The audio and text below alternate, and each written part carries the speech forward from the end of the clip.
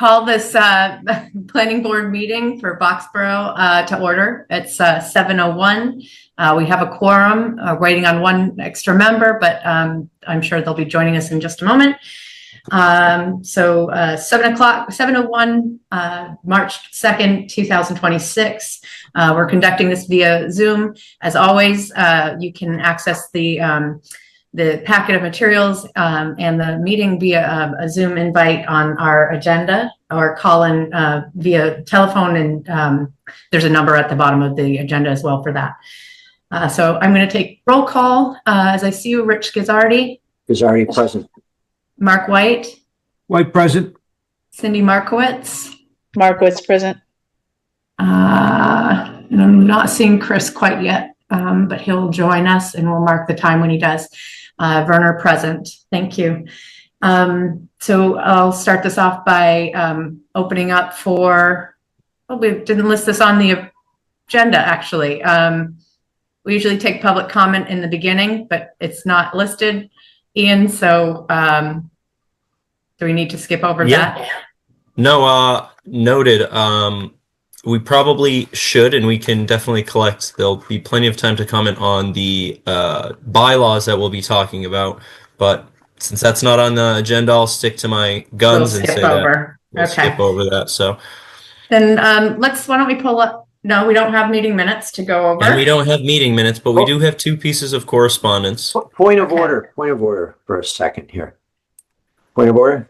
Yes, please. So I didn't think you needed to have public comment as in a specific agenda item. I could be wrong on that.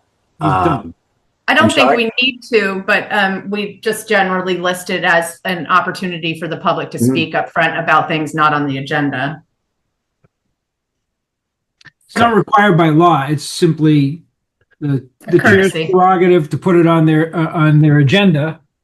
And if it somehow eluded the agenda, then, I mean, I'm sure, Rebecca, if you wanted to call for public comment, there would be no real backlash to that. Yeah. I thought that was up to the chair, because isn't the agenda technically up to the chair anyway? Yeah. Yes. Yeah, like if we didn't something, it's like, oh well. But I don't see a lot of public out there, so it's not a big deal. Yeah, well, let's keep moving on. Noting that Chris joined at 7:03, Chris Dowdy. So we have a full board now. Do you want to go ahead and speak to the correspondence, Ian, before we move into public hearing? Yeah, I'll go through it pretty quickly because they are pretty brief. I'll start here with this.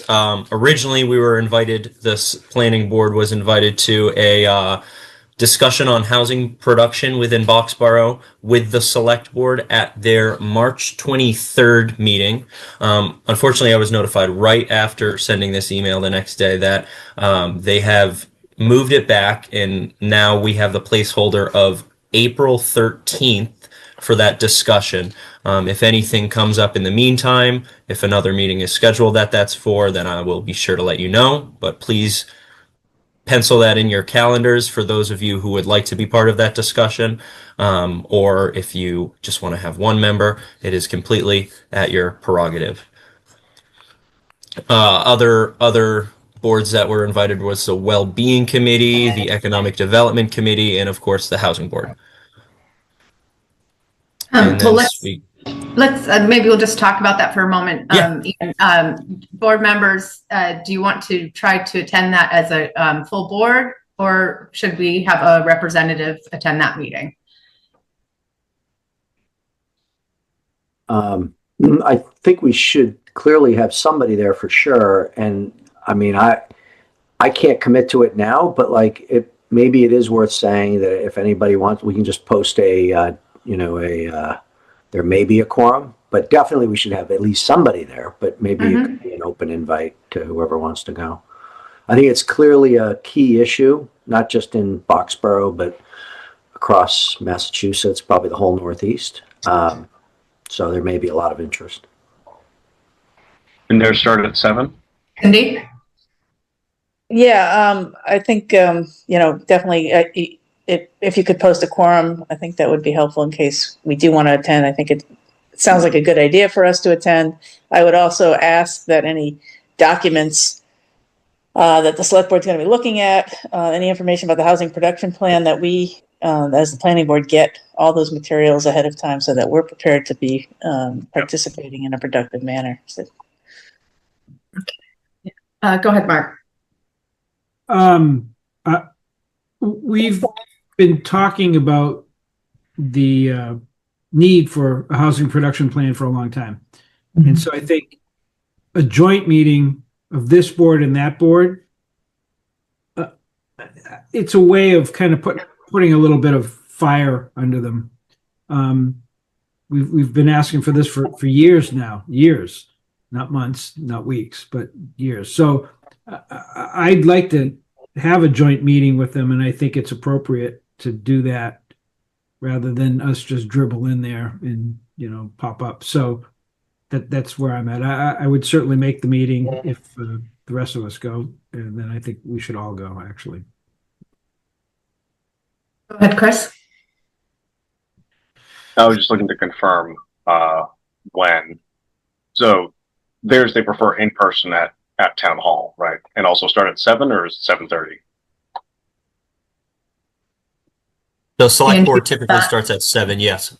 Okay. So we don't probably know where we are on the agenda, though. They may have other topics. So yeah. No, yeah, that's correct. Once we get closer to it, I'll let you know. But as I, briefly state, we're looking that this might be a joint committee meeting, either in place of that April 13th or outside of that on a different date. So I'll continue to keep Rebecca updated as this gets closer. But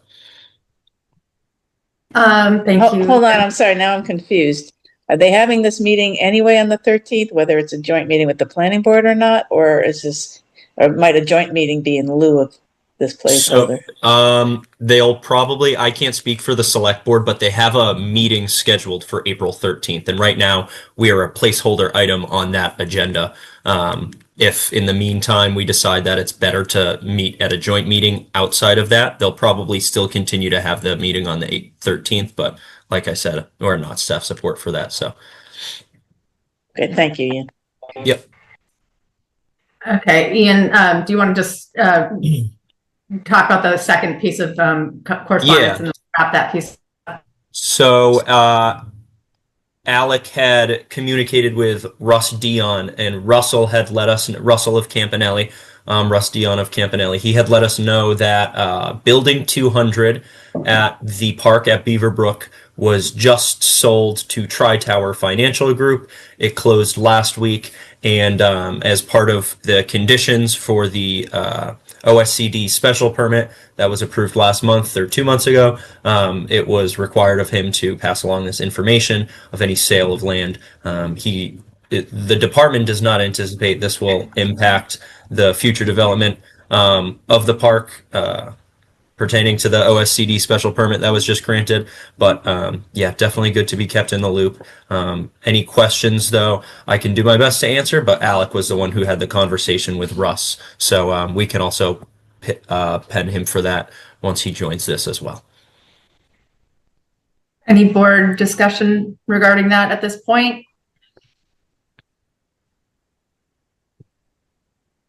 Thank you. All right. Moving on to our public hearing, because it's 7:10. I'd like to reopen the hearing for the amendments to the Boxborough zoning bylaw. Pursuant to MGL Chapter 40A, Article 5, the Boxborough Planning Board will continue a public hearing to consider the following proposed zoning bylaw amendments. Revisions of Article 4.1.3 in the Boxborough zoning map to modify portions of the IC district along Massachusetts Avenue to establish a gateway business district. Revisions to Article 2.6 to expand the purview of the town's design review board bylaw. Revisions to Article 4.2.2 to expand the maximum allowed size of an accessory dwelling unit by right. Revisions to Article 6.1.6 to revise the town's parking calculations. Revisions to Article 9.2 to align the town's, that was a leftover, sorry, that was withdrawn. So moving on to revisions to Article 9.2 to revise the town's definition of specialty food shop. Additional revisions to Article 1 through 9 to facilitate the changes listed above. Okay. We're going to start. Well, as we go through these, Alec has recommended to me that we, if we're done with the discussion on any of these, that we take a vote to recommend so we can take them off the agenda for a continued hearing as we need it.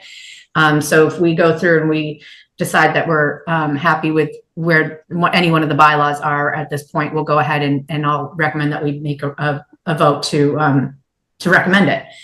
So I know we didn't do that last time, but he gave it some more thought and said we probably should start ticking some of these off. Okay, so Rich, IC district, you want to roll into that one? You're at the top of the list. That would be great. And if I can beg yours and the board's indulgence, yes. I sent to Alec this afternoon a gateway district, just a short slide deck. If I could beg your indulgence in walking through this quickly, the action from the last meeting was to share my vision for what this gateway district looks like. And, you know, had we had a full 2-week period, I would have been able to send this out sooner, but I ended up working on it over the weekend. And so I have it here. So if it's okay, I think this will help frame kind of the vision part, because that was one of the actions from the last meeting. And then we can hit the revised table that Ian put together with all the columns, if that works. Yeah. Any opposition to that, board members? Can I just say I am grateful that Rich did this. I think this will be very helpful, but I do want to note that board members were unhappy when I presented live PowerPoints that folks hadn't seen in advance. I think this is appropriate, and I hope that the other board members feel that it's appropriate that a board member prepare a thing like this. And I hope in the future that, you know, all board members who have this type of presentation are, you know, that it's welcome to be done, even if it's in a short time, because we are on quick time frame. So thank you for preparing this, Rich. But I support doing these kinds of presentations in real time, even if we don't get them in advance. From our own board, I should note. I just say it's a bad habit that we don't want to encourage. And I mean, as much as I'd like to toe the line with, we like to get our presentations before the meeting so that we are prepared, but we bent to you, Cindy, and Rich, we're going to bend to you too. So, but again, I don't think we should make it a habit, and it's not like should be standard operating procedure. It should be the other way around. Just want to make that comment. So what's good for the goose is good for the gander. I'm going to cut you some slack, Rich, because it was one turnaround on this one. So please go ahead and all right. We'll make it quick. Okay, Ian, if you could just help me flip through here. Yeah. So why are we here? So this is number one, protecting the character of Boxborough's primary gateway corridor, gateway and corridor, aligning the zoning with today's market realities and the needs and wants of the community, reducing risk of unintended industrial scale development along Mass Ave, and providing clear enforceable guardrails for the future growth. This is not an expansion of commercial intensity, it's a recalibration. Next slide. Current risk under the existing zoning. What is allowed today by right in the IC district? Warehousing and distribution, manufacturing, both light manufacturing as well as non-light manufacturing. We don't define it, we just say it's manufacturing and light manufacturing. So I oftentimes say it's light manufacturing and heavy manufacturing. Industrial scale facilities, contractor yards, transportation related uses. Key concerns. These can occur without discretionary review. So it's just a by right. So yes, you have to go through site plan, but there's no discretionary review of it as there would be in a special permit. It just happens. And under a site plan. The unintended consequence, you know, this is the gateway and the appearance shifts from a rural suburban environment to an industrial corridor. Large-scale buildings do exist on Mass Ave, in a couple in particular, and they can be allowed to continue to be developed. Increase heavy vehicular traffic on a primary main thoroughfare, and long-term use and outcome is likely inconsistent with the community character we're subscribing to under our master plan. Next slide.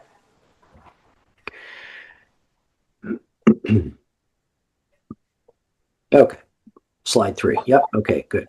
What has changed? The market reality. So 20, 30 years ago, office parks equaled a strong tax base for Boxborough. And those office parks were consumed and filled with technology and corporate tenants. It worked really well for Boxborough, low impact, out on the outskirts of town. It worked really well, and that there was a focus on the office parks. Didn't really talk a lot about industrial commercial land. Today, there's a dramatic reduction in office demand, and the industrial logistics demand is way up. And so our I-495 proximity is driving that warehouse and distribution interest that exists with the logistics and industrial demand. We're seeing that even in the office park district where, the original intent was for offices. So we're seeing that industrial logistics demand up. Industrial rent rates in Boxborough make us attractive compared to more urban areas closer to Boston. So you have an overall increase in the industrial logistics demand. You have proximity to 495, and then you have the the rents that are relatively more attractive than the urban areas, which drives that demand. So anyway, that's what's changed our market reality.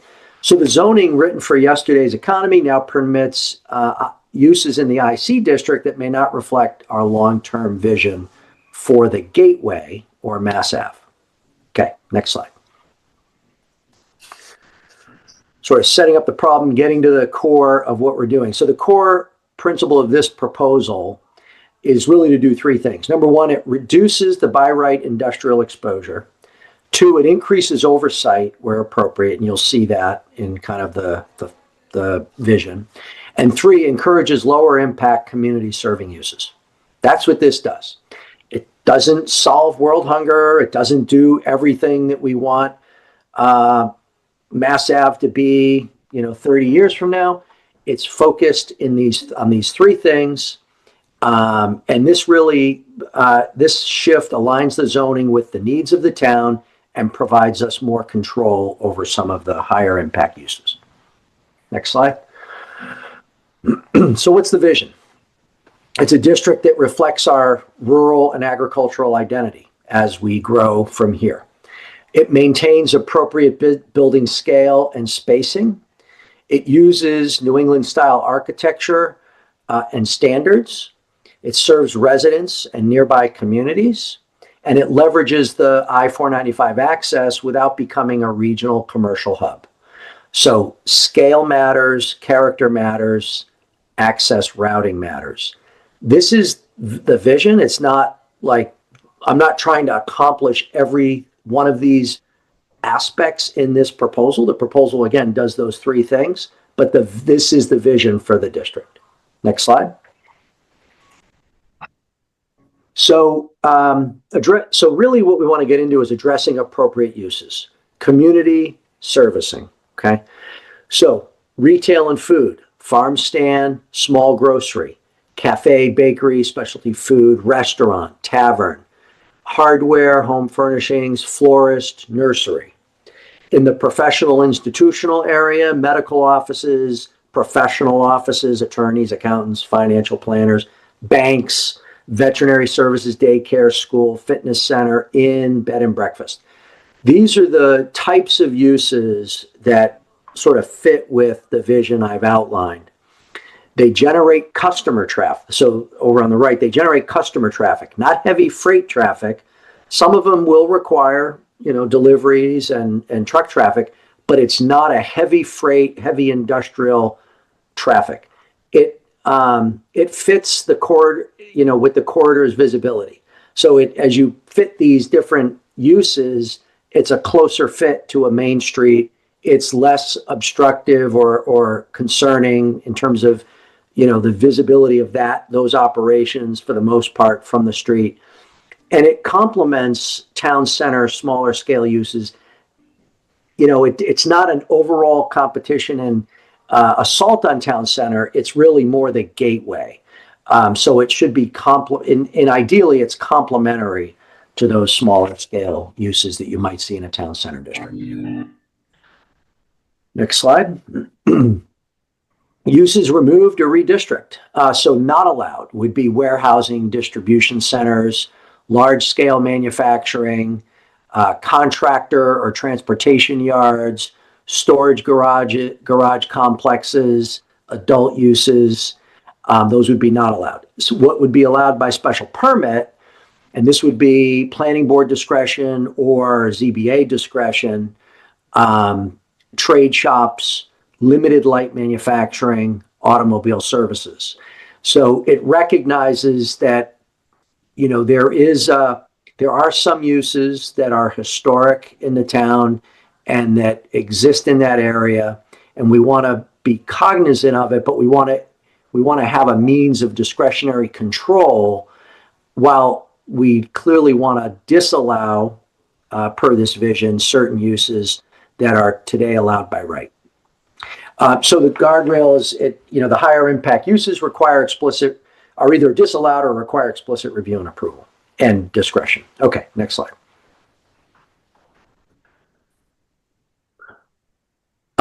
So some fiscal planning considerations. So you maintain a commercial tax base opportunity, doesn't shut it down.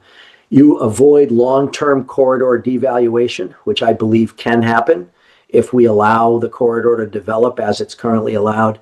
It does support smaller, mid-scale business diversity, and it reduces probability of a single large footprint, right? So the land is constrained overall, but you can have a large footprint, single building, 100 by 100, that is, an industrial type building. So it reduces the probability of that.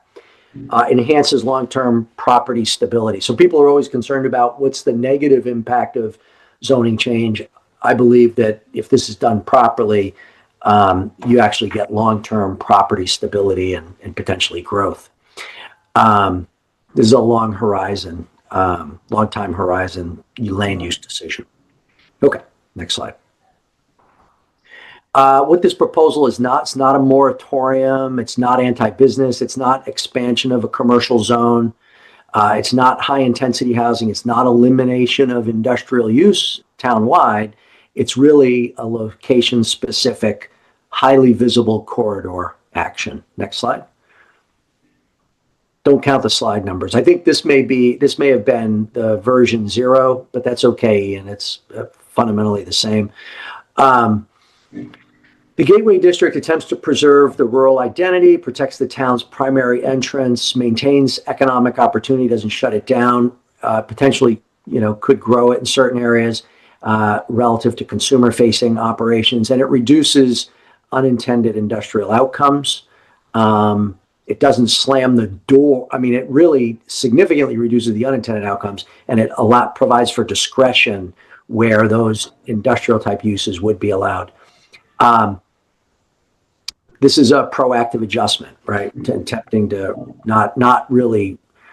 I mean, you could argue that the reaction is to some of the market conditions and what we've seen, but this is really an attempt to be proactive. Next slide. I think that's it. Any questions on the vision? I don't know if you want to go to any slide or whatever, but before we jump into the zoning article, does this help describe kind of how I'm thinking about it? Or are there questions? I was under the impression we might see a couple precedent images, Rich, to reflect kind of what this looks like. I guess that might help inform what, setbacks should be, or, just give the general vibe of what it looks like, I guess. I don't know if you have anything like that or an example that you could point to but I guess Well, I thought of some images, and I had actually generated a couple. What I will point to as a specific example, I'll point to a couple. First off, I'll point to architectural elements. So Mark White. I'll point to Mark's building, right? That is an image that kind of sits with me, and you could see that placed almost anywhere in the Gateway District. I'll cut to image 2, which is if anybody has gone to Bolton Center, when you get off of 495 and you're heading west, you first cross that intersection where the old candy store, Hebert Candy Mansion's you take the road to the right, but you go past all that, start heading into Bolton Center. And on the left, there's a rustic colonial building, and there's a coffee shop in there, a quilting operation that might have previously been in Boxborough, and some other businesses. That, to me, and that embolizes what I might expect to see in the Boxborough Village Gateway. Also, if you head east on Route 117, there's a small plaza on the right. There's a florist. I think there might be a dry cleaner there, but that's a very small scale, not as rustic looking, but it is a kind of it's a wood framed building that might be something that you'd see. These buildings are set back from the street, 50 feet. I'm looking for similar, setbacks to what you would see in the business or side setbacks, 30 feet. I'm not seeing a crowded village center where you pull off and you've got building after building after building. I'm seeing buildings set back. I'm seeing some kind of standard spacing between those buildings, and certainly could draw up some or have some images pulled together. But those were 3 sort of images I thought of, and I don't know if people know of the buildings I'm referring to. so something along the lines of what we have for Middlesex Bank and the little new boutique shops there, right? I mean, maybe not exactly architecturally that, but in theory, that concept. Yeah, and not necessarily, Rebecca, plazas. Like, I guess I'm thinking of these lots, and I'm thinking it could be like a standalone building is, a farm grocer. Another standalone building might be a medical office building. I'm not necessarily thinking of, like we have 2 plazas right now on Mass Ave, on the north side of Mass Ave. That could be there if it's site appropriate and fits, but I'm not necessarily thinking it has to be that. I'm thinking more individual standing structures. But again, a lot depends on size of the lot and, what the developer wants to bring forward. This in combination with design review would help guide some of that. Thanks. Go ahead, Chris. Yeah, that you just basically stated one of my questions of how much would this need to combine with design review to make sense, such be enforceable in any way? Yeah. So Chris, this proposal is independent of that, right? I mean, I think that is an enhancer, right? That starts to go towards an overall vision. This proposal is just really, again, those 3 things, trying to address use. But it's a fair point. Yeah, this is just you, and it's a hint that if you want more of this, read the next article, kind of thing. Right. Okay. Right. And what? So I think you said in there it was like a New England style. Like that was in the vision. Yeah. I don't know what that means necessarily. I mean, I can picture things that I think of it, but reference images would help if I'm thinking something very different. Yeah. Yeah. And if I had to draw a picture of that or put it in words, I would say gable colonial style, Cape style buildings, right? With pitched, I don't know what the right word is, handsome pitched roofs, a 12 pitch roof or something. I'm not going to get into the design guide, but it would be a clapboard or traditional brick exterior, that's to me what I mean by a New England style. Yeah, and I think the examples of I can see that building in Bolton. That that fits, and it's set back far enough that the parking's in the front, but that has the building further away from. So I think this definitely helps kind of frame, and I can see already thinking ahead that it's the skeleton for whatever to be presented at a town meeting. So, Right. But the example images would help there, so you don't get asked those exact questions. Right. Right. And we can do that. I just want to be careful because this article is addressing uses, right? Like it doesn't guarantee a pretty red barn. It can be a corrugated sheet metal cube that has these things in it. Mr. Jeffries, I see your hand is up. I'm going to continue conversation with the board members first, and then I'm going to open it up to public comment. So if you'll just wait a moment. Okay, thank you so much. Mark, go ahead.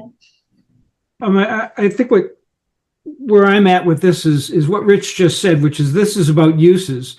We're not going to cure all our zoning ills with any one change to the bylaw. And I mean, when I've read other bylaws, I realize how far we have to go. And, when I remember how much time we spent just rewording our current bylaw, we're anxious not to make any changes to it whatsoever, just to get it to be more logical, numbered properly, things like that. And through that process, to understand how much there is still to do. So no one zoning change is going to get us to the goalpost. The goalpost is always going to move away from us. But what I understand Rich is trying to do is address the uses first, and what those uses mean in terms of the visibility and the negative impacts, which is primarily traffic and other water uses and things like that. But by addressing it from a use standpoint means that we don't have to fill in all the blanks for all the little details of what that means. And I think the question that Chris just asked, which is like what does it look like, is better answered by somebody like a design review board. And that's why the design review board seems to be a component of this. And I agree that it should be, so that there's a clearer understanding of what the look that we want looks like. And, the design review board has, documentation like that already. And I think the design review board has work to do. They need to perfect that somewhat if we're going to implement that in this. But I see where he's going with it. And I think, again, I need to kind of remind everybody is that we're very vulnerable here, is that if we don't do something and we do nothing, then something a lot worse can happen than what would be contemplated under this, what I consider relatively minor change. I mean, it's taking the very worst things and saying you can't do it. It's taking the less worst things and saying, well, you can do it with a special permit. And then it's encouraging the things that we have heard that the town wants. So, and I think what Rich was asked to do here, which was, give us a vision. I think that's a good document, Rich, and I thank you for working on it. And I'm happy to go with this to town meeting. And I guess what Chris said is you should probably have some graphics ready to go, because people are going to ask questions. But what I don't want to do is start to tunnel into this and look at all the other things that we need to do along with it, because that's going to have to come later. There's no way to get it. I mean, it's like when somebody says there's burglars in the neighborhood, you lock your doors. Well, there's burglars in the neighborhood. We need to lock our doors. And we may need to get an alarm later on, or we need to get surveillance later on. I mean, all those other things can happen later. But first thing first is lock the doors. And so I think this is what this is proposing. And thank you, Rich, for bringing this forward. Rich, do you want to go through the table as well so people can Sure. see where we are with that? Sure. Ian, if you can pull up the current version, and I know Cindy has comments and we can address those, but I wanted to at least, let's get the current version out there. So this is updated to reflect the inclusion of all the columns so that we can kind of get a sense of what we have. And actually, let me pull up the version I have here just so that I can stay with you guys here. Okay, go ahead, Ian. So we went through this. I'm sorry? No, I was just going to note that there are some highlighted in yellow and beige down below. Those are what Alec had pinned as further discussion. Okay. So, I mean, this is what the table looks like. So now we can see B2 in comparison to the other business districts. And, you can see what it was on IC and then what it imports over. And so I believe, and Cindy has some comments and we can go through those, but I believe that this tries to reflect as best as possible that alignment. You'll find that I think for the most part, we're aligning with B, but we might have ZBA where we have some, so animal shelter, we have ZBA, we carried that over. I could go with a no on that, frankly. The hospital, I know Cindy recommended some changes there to ZBA, so we could talk about that. So I think the yellow ones we probably need to talk about, but this allows us to see the connection with the rest of the business district. And you can see it's fairly aligned, and in some cases it tightens it up, meaning it's discretionary. Like if you go back, Ian, just go back up.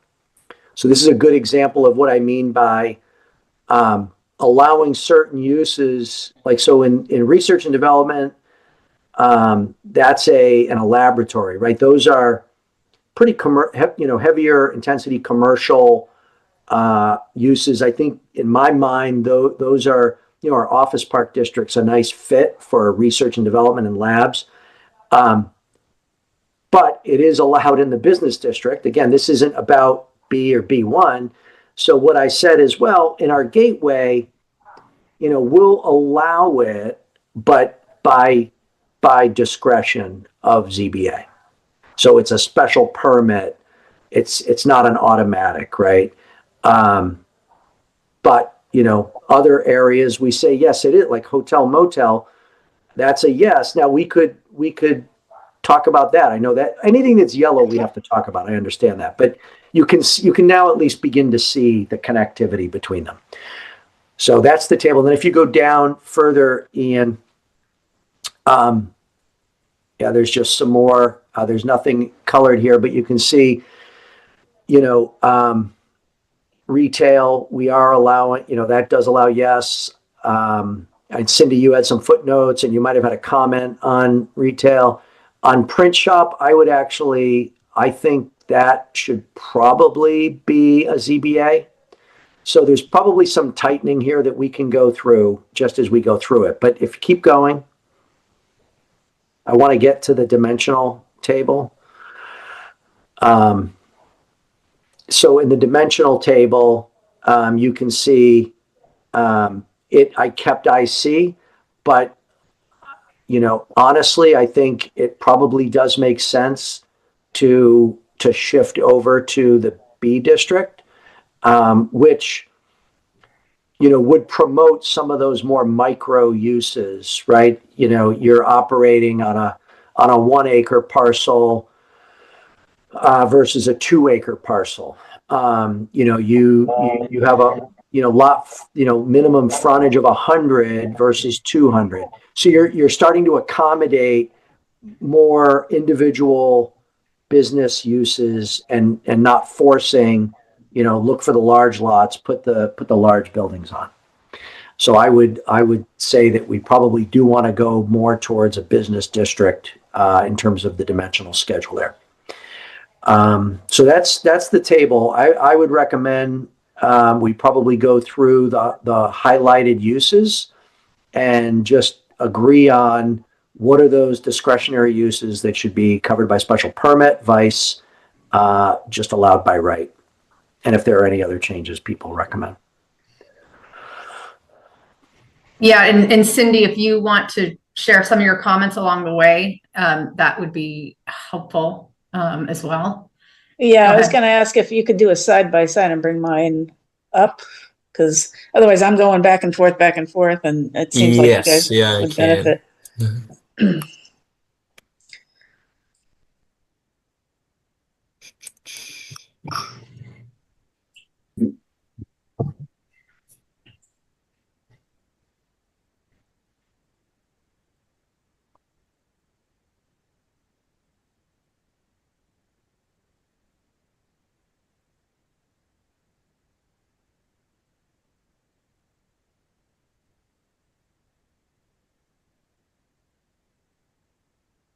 All right.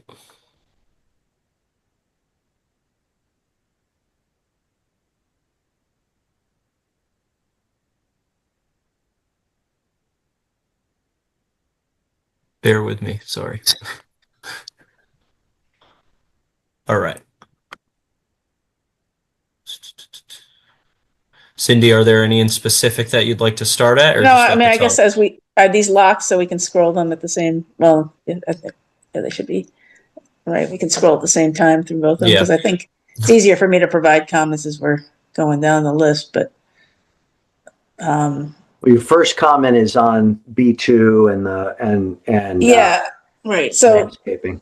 right. My first general comment, and Rich, again, I appreciate what you're proposing to do here, and most of my comments have to do with your sort of moving away from the intensity uses. So I think we are very much aligned along those lines and that with that goal. So, you know, I may have gone a little further than you had proposed, but certainly things we can talk about. But my first comment was, you know, and I was glad to hear about the discussion about architecture design review as well, because I almost put that in this comment, but I knew that we have a separate article about design review. But based on those comments, I just, you know, I think it's really important that the design review piece, you know, although it's advisory, I'm encouraging folks to reconsider maybe some of the language so that we can implement. Maybe the design review has more teeth. But my first comment here has to do with looking at our parking and our landscaping and screening requirements to accompany this type of goal, because this is an opportunity. I know we're trying to do it incrementally, but this is an opportunity to help with some of the screening and parking as well. So I just, you know, it's a lot of text to go through the bylaw and cover those items as well, but there are references to the business district in those sections. So it should be a parallel effort. I would like to see this done at the same time if we have the time, but I didn't propose any language about screening for this district, but I guess I wanted to throw that out to you folks, that I think we should take an attempt at adding some language about screening in this if we're creating a new district, because, you know, it seems important to get to that vision that Rich is laying out. So that was my initial comment there. And then we can start going down. I would think that's a good point. Actually, we should have something in place for that. Yeah, and my only question do we want to get into specificity because I think that language today in, what is it, 6.3 is the landscaping one. If you go back up, Ian, I'm sorry. Both landscaping, screening, and parking. Yeah, what was the number? 6.1, 6.1 and 6.3, I think. Yeah, I guess the question was, do we want to go down the path of specific to zone, or do we want to be more generic to, because right now it's uses, I believe. Like if I go to the screening, it's the following uses shall be screened, and it's parking areas, off-street loading areas, open lot storage or sales. So it's not even, doesn't even necessarily directly tie to the use table. It just kind of describes the types of things that would have a screening. So I don't object to having a discussion about screening. I just don't know, is it part of this article, which is dealing with a specific zone, or is it part of something else where we look at screening holistically? It's not a rebuttal per se. It's a kind of something that, as I took your comment in, I'm like, how do we deal with that? Now, per my vision, if we can get design review, I think we'll worry less about screening and more about what landscape looks like in front of these beautiful buildings, right? But anyway. Well, screening, the districts are mentioned under item C under 632 for the commercial and office park. And so, you know, I didn't want to dig into the language. You know, I know you want to try and keep this simple, but I think, again, we have to consider all this holistically, because if you make one change, there's a cascade effect. And, you know, if we're going to make the changes, let's try and bundle them in a package that actually has some effective, you know, becomes effective if this gets implemented. So I'm happy to work on that language. C deals with office park or industrial commercial uses and continuous buffers. I don't envision this to be like a fenced in parcel. Like I view this to be exposure to the street with subtle landscape screening. Clearly, you know. So again, I wasn't prepared to bring language on these issues tonight. No, I just wanted to call it to your attention that I think we ought to be thinking about that parallel with this. Okay. Go ahead, Mark. You've got a question? Oh, kind of a comment. I mean, again, this is kind of what I'm afraid of, is that if we start to poke at it and say, well, we should add these other things while we change the uses, then we're going to get dragged down the rosy road of like all the things that, again, you know, trying to make it be perfect, and we can't make it be perfect in one swipe. So we're going to have to come back at it in multiple attempts. And so I'm looking at the bylaw, and it lays out screening standards and materials, not like they don't exist. I mean, we're basically copying the screening standards that exist already in the bylaw. I guess the question would be, would you move the screening standards that applied explicitly to business 1 or business to the B2? But I don't really see any differences, frankly, between anything that's specific to business or explicitly called out in IC. But if you find it, then those would be the things I would certainly bring business screening requirements to the B2, not the industrial commercial. So as we turn it into more of a business district, then we try and swap those over. So, you know, I think, yes, you know, I agree we should be cognizant of it, but I don't want to have to develop all of this before town meeting. I think first I want to slam the door on the uses, and then we can perfect the details once the door is closed. That again, I'm worried about going at it this way. That's right from the very get-go. So go ahead, Chris. I was going to kind of mirror that concept of don't try to do too much at once, and like the iterative approach works. So everyone can easily agree on X, so let's do that.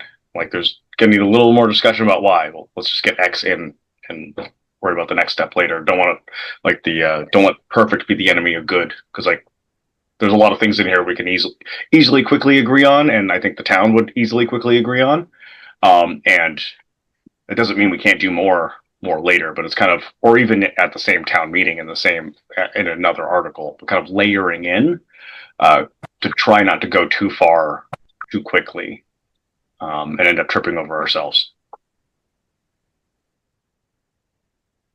Cindy, can you get more information, or Rich, about that? Because I feel like if we are giving certain attributes to specific zoning districts, then we should give a specific attribute to this zoning district. It's like I'm just not familiar enough with what it is we have laid out for B1 OP or whatever that isn't standardized, like Rich has explained about parking areas, for instance. Yeah. What would be probably, you know, and again, I'm not proposing we address this now, but and I think Alec may have articulated this, you know, we don't really describe these districts, right? We have AR, R1, B, B1, B2, and they have different uses. And then we get in. what I think we lack for each of our districts is some kind of description of what is this district. And, anyway, that's just something I think longer term we probably need to think about as we, look at which way we're going as a town and what is a B versus a B1. I mean, I can look at the use table and kind of surmise what it is, right? B1 allows housing of some sort. That was a conversation because this was on our original list and was something I brought about descriptions of districts, and Alec and I had conversations about it and decided that rather than try and put words in, the use table does sort of speak for itself, because once you start to describe it's gnarly to try and describe it in a way that's comprehensive. And I looked at other town bylaws and I did not see a lot of, things might be called something, with a little more wording, like a village historic district, right? That's a little more explanatory than a B1 or something. But I didn't find, and I sort of decided to drop that aspect because I felt like it was almost redundant and that you really are better off looking at the use table. So I hear you, Rich, but happy to revisit it, but that was my experience. Okay. I think that's for another day anyways. Yep. Like, want to keep focused because it's 8 o'clock now on this one. Yeah, let's go. All right. So these are the residential uses. I don't think there's much debate there. If you go down to, we have it. Okay. So where are you on tennis? I'm having a tough, there you are. You're on, so we have, sorry, this begins extensive uses here. Can you slide that over or shrink it, Ian? Yeah, just so we can see the. Yeah. Oh, sorry. Yeah. Are you trying to follow these specifically?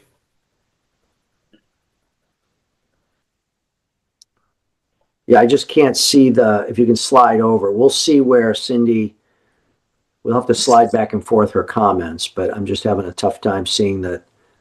Yeah, there we go. That's better. Okay. So the first, public or private facility for tennis. Go ahead, Cindy. Special permit. Yeah. So again, you sort of have to look at the map, but most of these this district does abut residential properties. So a lot of my comments sort of were with that in mind. That yes, it's a strip, a commercial strip along the spine of town, but a lot of these uses do abut residential property. So I was hesitant to open, and we talked about this before, noise from pickleball, et cetera, because that does carry. So I was just suggesting that become a special permit. And, I think we had talked a little bit about the planning board also being the special permitting granting authority, but that was my rationale for this one. Yeah. I mean, I'm okay with at this point for, saying, hey, that might be a use, again, back to the vision, right? What uses do we want to just control a little bit more? And if the answer is public or private tennis facilities can be loud under the dome, I'm okay with saying that's a special permit, ZBA special permit. I guess we'd have to talk more about PB versus ZBA and what the rationale is, but I'd at least say that I'm okay, Cindy, if you're saying special permit, I'm okay with that. Okay. I mean, the rest of the board can weigh in, but I just want to make sure either we highlight these in real time so we're tracking. I'm on board with that. There's more and more regulations, especially around tennis and pickleball in various jurisdictions around the state. So also agree that should be a discretionary one. Yeah, so I would put ZBA. Now, I know, Cindy, you raised PB, but we can talk maybe more about PB ZBA later. As it. Okay, keep going. If you want to, is there anything? I just don't want to miss anything, guys. As we do this, as we go through these, is there something that we should be changing before we get to Cindy's next comment? Weigh in when I get to any comments I have. Okay. Everybody else should feel free to do the same. Yep. Go ahead, Cindy. I guess the next two had to do with the convalescent nursing or rest home and the assisted living facility. I sort of noted what my concerns were there. some traffic intensity of use. I can't quite read my own comment there, as hazardous materials. This could be considered a health facility. I was just reading that the building code, are changing around these facilities as well. But they may deal in biohazards and such. So again, to give ourselves some guardrails, I'm suggesting we make those special permit. I'm okay with that if other board members are. Is there a footnote that goes with the biohazards?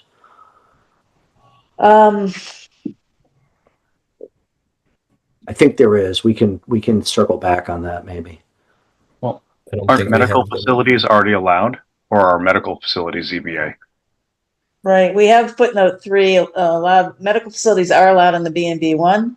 Okay. And we have the footnote 3, which is the limited use of hazard materials. So I'd put that with the first one. I'd add I'd make it ZBA with a 3. Is that? Yeah. And there was a 3 on the original. Sorry, was there? Maybe not. I think hospital medical center has it. Yeah. Okay. Sanitarium. Right. Yeah. Okay. Yeah, because those should align. So it's like if we would allow a medical facility / hospital, then we should allow a assisted living facility, because that would be less impactful. Same equipment, same reagents going in, fewer people. Right. I don't know if the 3 makes sense there, but I mean, maybe. I think there could be medical use at an assisted. They do have nursing care.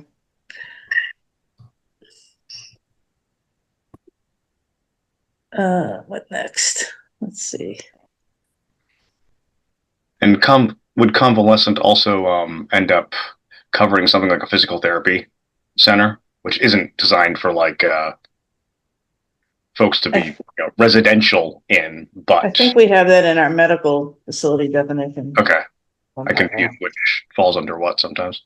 And I had a comment here about animal shelter for similar reasons to what Cindy was stating about the residential uses so close. I don't have any problem with an animal shelter, but if they do have outdoor kennels and stuff like that, barking dogs and stuff like that, that could be somewhat of a nuisance to residential. Yeah, and I almost was going to suggest this be a no, just because of the that intensity of use. It's not allowed currently in our business district. Why would we want to allow it in our gateway? It doesn't seem. Yeah. So I would suggest actually a no, even though I didn't have that in my table.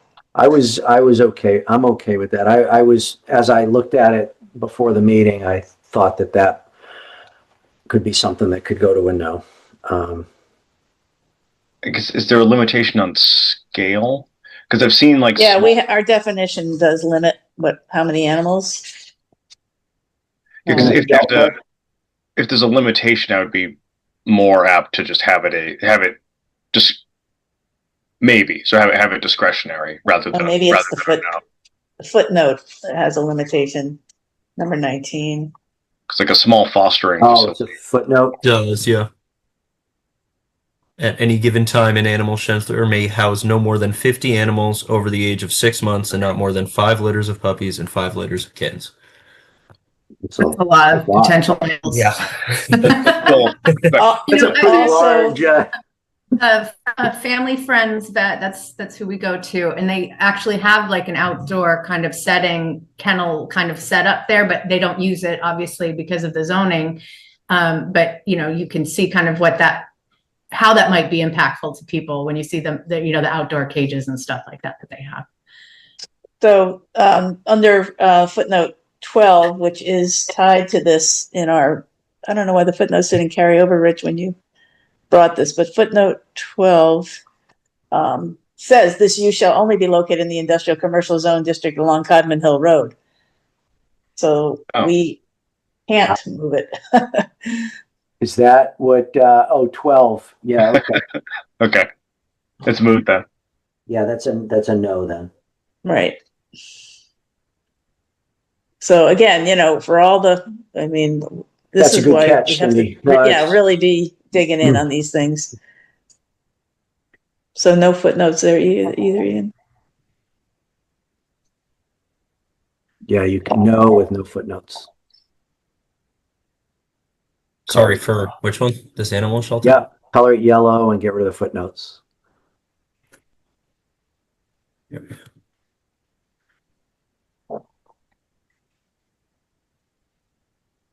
The next two, yeah, I had suggested, sorry, what are these? Hospital and, Yeah, that's similar to what we just did up above. So that would be ZBA.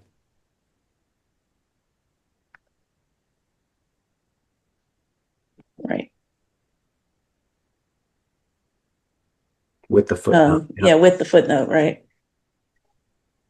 No footnote on that one. Oh, that's not a hospital. That's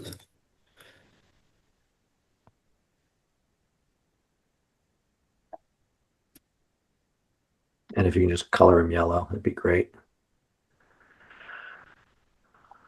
Club. You know, this definition's just always given me heartburn because we don't know what we don't know. So I don't know how you guys feel about it, but it's just worrisome in that, like I said, is defined as it could be a sports facility. It just, I've never liked the definition, so I'm looking for some help from you guys. It's ZBA today. I'm okay with bringing it over to ZBA. Or we can go tackle the definition, but that feels harder. Mm-hmm. Yeah, When I think of club, I guess I was thinking of like an Elks Club, or right. I just Rotary Club.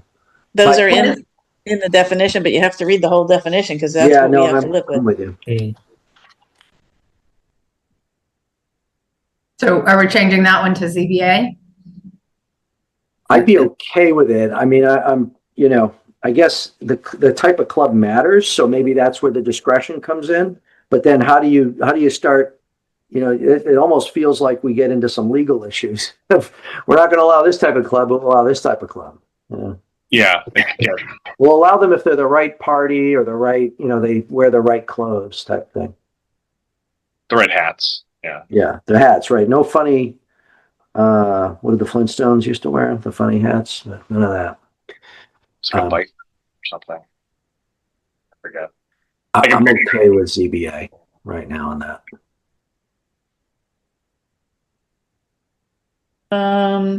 Okay, then we got to the veterinary definition. Is that right? Yeah. That's just. Yeah, I'm glad to see it aren't being.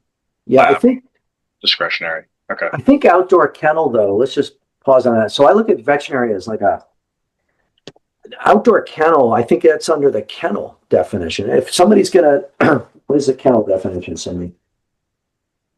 I'm just reading the veterinary. Just you want to know the kennel definition? No, your comment had to do with outdoor kennel. So right, we can go to the veterinary, start there, but yeah, because a vet might need space for boarding. Right, it says where boarding of animals is limited to short-term care incidental to the medical or surgical treatment. So there is some boarding. There is a boarding component, right? It's not a long-term boarding, but it's someone who's still in needing critical care or needs close monitoring because they just had extensive surgery or something. Now we do allow veterinary in the business district, correct? And I guess what I wanted to look at was proximity to residences again. Yeah. Yep. There is proximity to residence. Yeah. Yes, I'd keep that a yes because it's a. Yeah, to me, it's short term. It's less about the concern of outdoor. Like, yeah, I suppose the animal could be outside, but this is more of a the animal's a patient, right? And it's less about playing in a backyard with a bunch of dogs. It's more getting care. Yeah, it's not a dog park. It's a right. Yeah. Do we differentiate at all between like large and small animal vet? No. Like farm animals and things? Okay. Just animals are given medical or surgical treatment. Okay. Kittens or horses? I don't know what I mean. curious what the other board members think. I'm not Yep. that tied to this, but just want to hear the others. Which one, Cindy? Specifically Veterinary. kennel? Veterinary. Oh, veterinary. I am hesitant to change that at all because there's a company functioning that way currently, or a couple actually. So I think it should stay the same. You know, they're all internal. There's nothing outside. It's just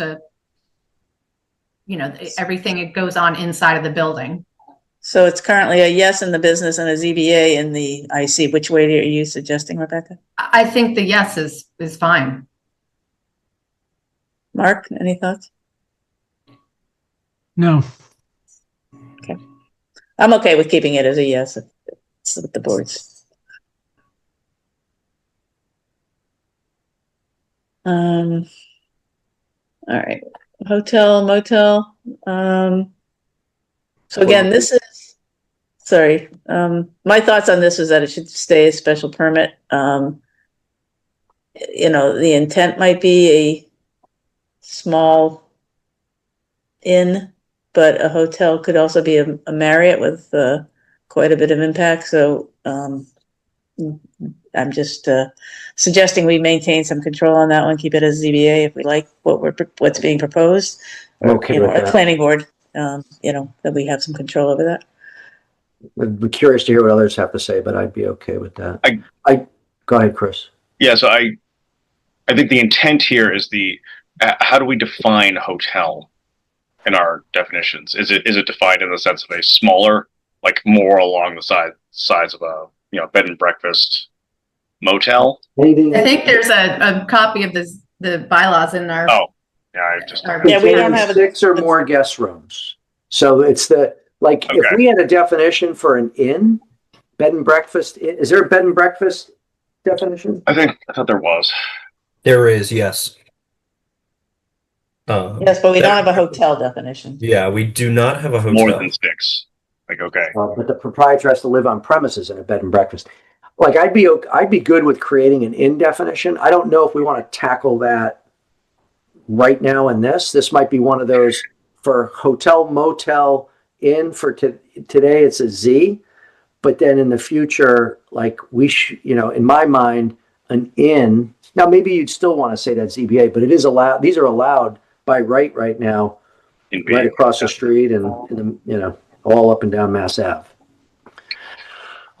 But there's a couple of big parcels here, and I would suggest that in the interest of being cautionary and incremental, that we keep this as a ZBA. I'm okay with that.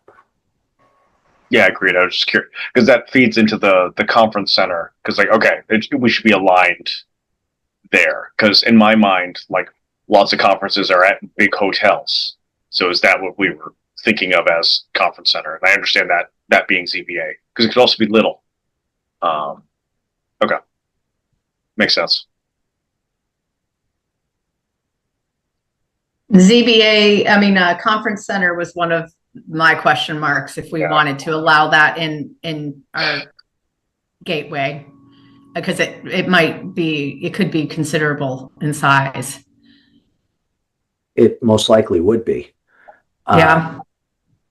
And I thought last year I had actually proposed no, and I'm going on my memory, so I'd have to pull my notes. And I thought there was concern that maybe you could have a small conference center, which ZBA then provides discretion. The problem is when the project shows up and it's 80,000 square feet, is that small, large, or what is that? So then somebody has to make that decision, and is that even criteria? It's discretionary, so it could be. I'm sorry. Right. To your point, Rich, we could put a maximum building size on some of these. I was hesitant again to do that, but because the lots are very different.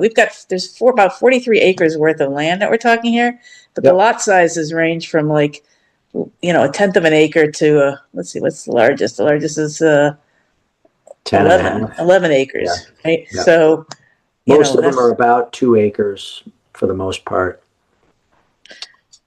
Right, but you got a couple of 10 and 11 acre, so that could be a pretty substantial building. So I would again pose that if you, and we might feel, if this is going to stay even as a ZBA, you might want to put a max building size on this.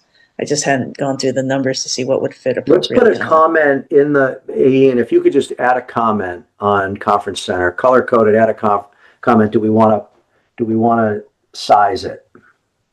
Question mark. And just for everybody's awareness, I have a meeting.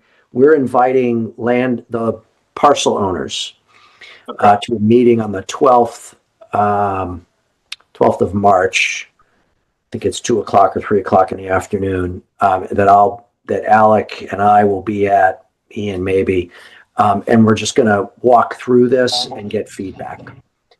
So Rebecca, not to get into the logistics, but the intent would be not to vote or close the hearing on this tonight, to go to that meeting, get that feedback, and then come back and finally resolve subsequent to that. That's a great idea. This conference center may be like a no big deal by the time we think through it all. But I would just color code it and question mark, do we want to size it? I don't know if it's important enough to do that. I mean, is there even an economic model that says a 20,000 square foot conference center is something, right? Well, if something came to the town and it was very large, if you want to minimize the idea that somebody thinks they can build a 100,000 square foot conference center if it fit on the lot. It's, again, I don't know if we have to decide that tonight, but yep. I think you have to look at the lots, and the spaces that we're talking about and what's to scale. You mentioned scale in your presentation, and I think we want to keep things to scale. So there may be value in putting some building size maximums.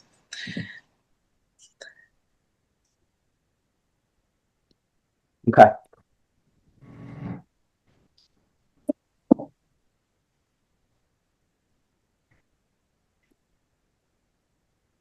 The next couple, I had service shops and craft shops, suggesting we add footnote 3, which is the hazardous, limit on hazardous materials for an incidental.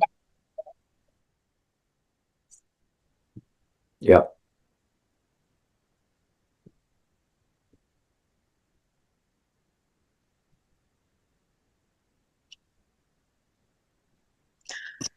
Let's see, the retail, this was just a sort of a general question. I'm trying to think, how many trips, I mean, it sort of really goes for much of this, but, how many trips does one expect out of a retail? And I went looking for numbers, and it was kind of all over the board.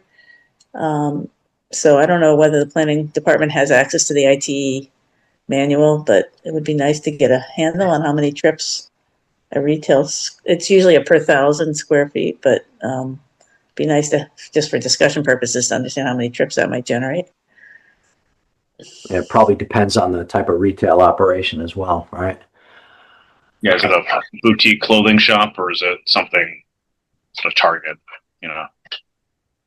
Well, my guess is that the Middlesex Bank Plaza now with the new specialty foods and such has got an increase in turning trips into that space. I'm guessing, a good popular retail thing would have similar. So I just kind of want to get our arms around what that means. I'm not against it. I just want to understand it. And of course, we do have some traffic data that indicates we've already got some issues at the western end of town at the 111, some of those intersections. So I just, again, want folks to be cognizant of that as you're suggesting uses that might add traffic.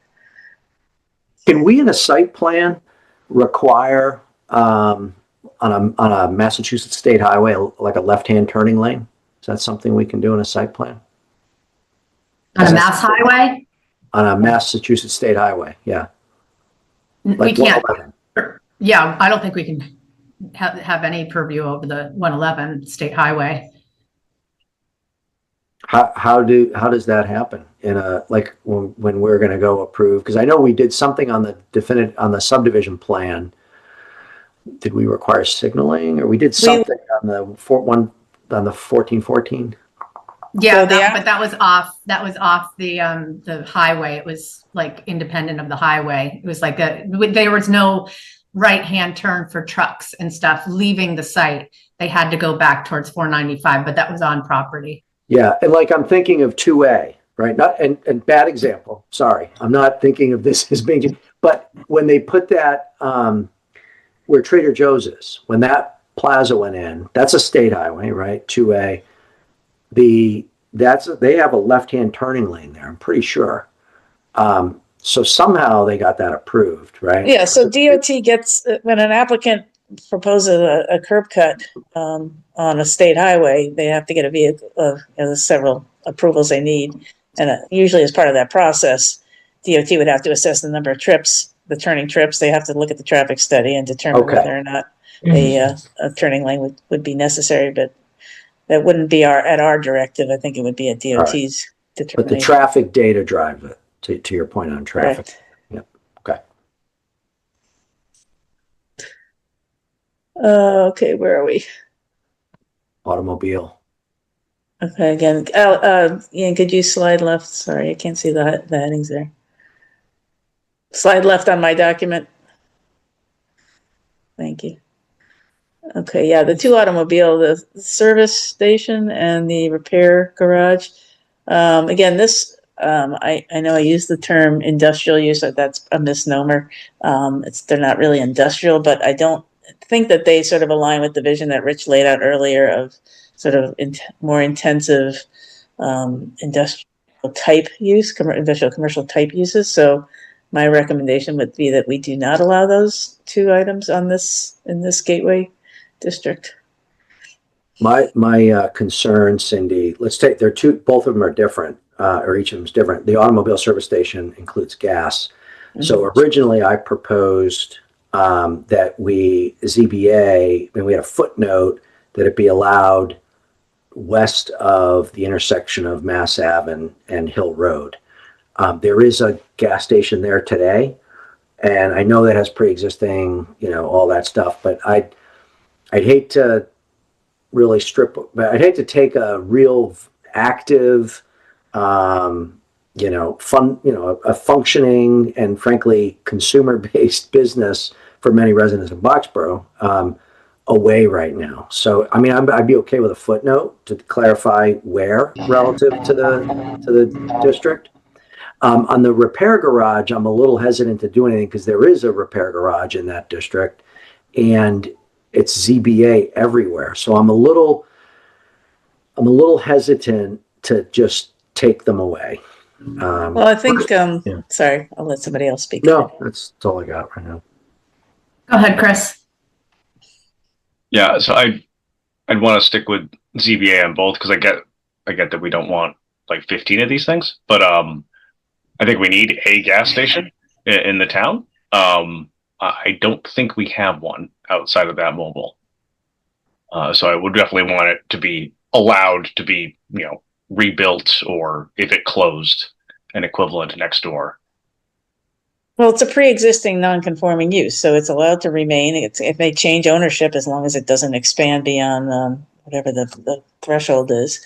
So we're not asking them not to, exist there. I think also environmentally, it's a fairly sensitive area. There's a lot of wetlands resources in that area. And again, it doesn't align with the vision that Rich just laid out. I'm happy to keep the gas station that's there as a pre-existing non-conforming, but I don't know that I necessarily want to encourage more. And I guess I'd say similarly for the auto repair shops, it's not aligned with my vision. And I think a lot of what the vision that Rich just laid out. So those are I would argue that a shop, it's not there anymore, but like Kaizen, like more of a specialist like tuning shop might actually be aligned with that vision. It's the same with the way like Alpha Cars is not a Toyota dealership. There's still technically a car dealership, but it is a different look and feel. I guess it's all subjective, but I think that aligns more. Go ahead, Mark. Here I'd be no on automobile service station and maintain ZBA on repair garage auto detailing. I mean, we don't need another gas station in town. Everybody needs auto repair garage. right now there is no functioning repair garage that I'm aware of that serves the general public in Boxborough. There's a couple kind of specialty shops, but and again, if it comes under ZBA, then you get to regulate it. There's all you should have the footnote 3 in there.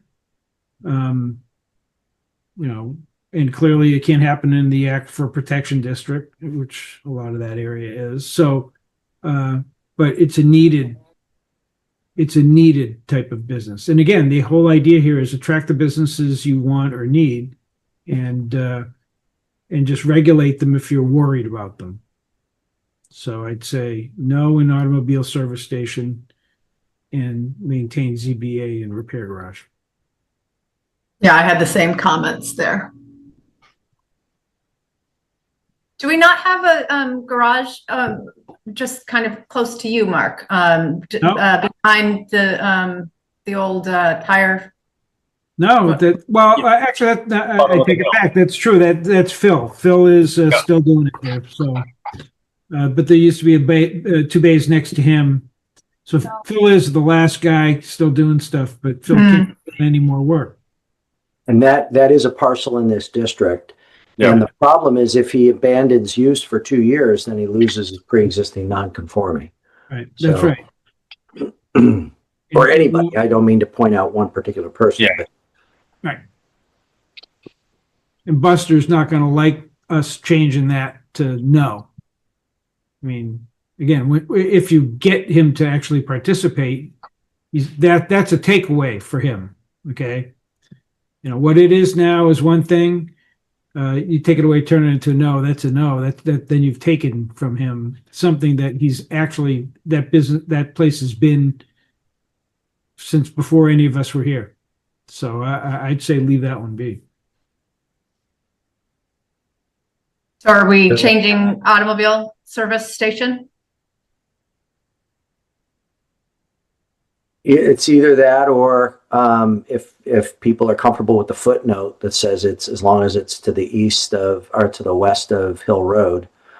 I think it's allowed in Office Park. It could be across the street, frankly, from the current station. But yeah, that's why I'd want to leave it CBA just to have a path to yes for them. If I'm the only one, that's fine. Yeah. So it's either no or it's put a footnote in west of, and frankly, I'm not going to die on the hill over that one. I mean, I do think we need a gas station, and there is one there, and they have to keep it going to maintain it. Is the way that this is going to play out, right? Or somebody can put one across the street in the Office Park.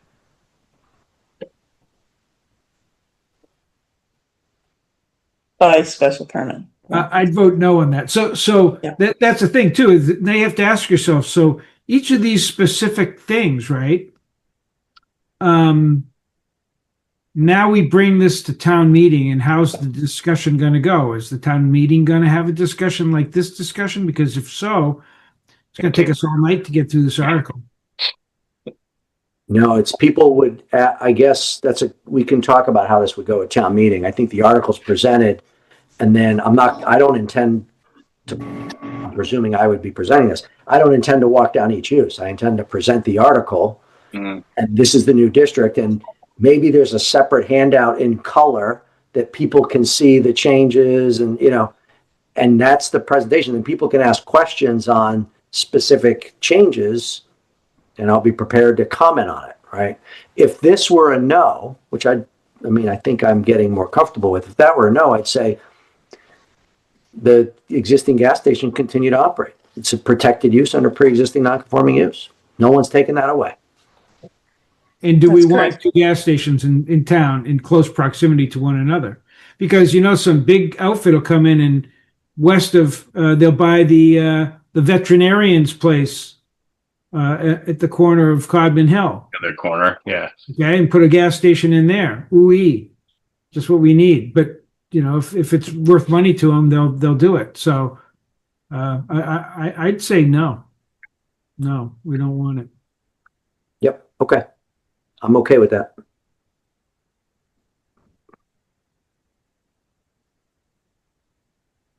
Okay, noting that it's 8:30 right now.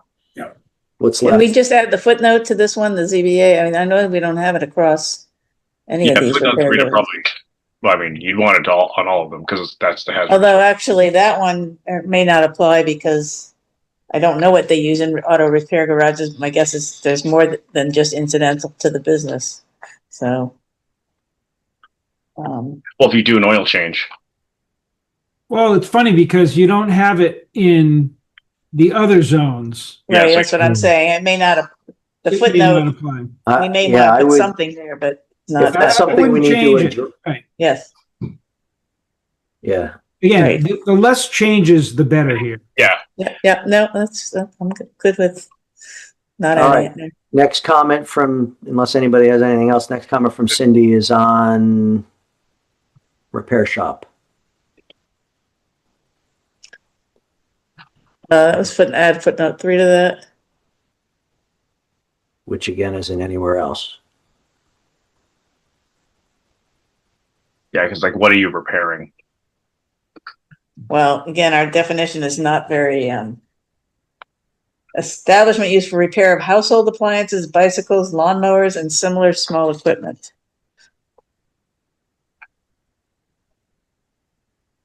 So,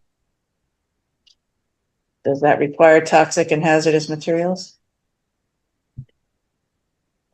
A bike, no. Small gasoline engines, maybe.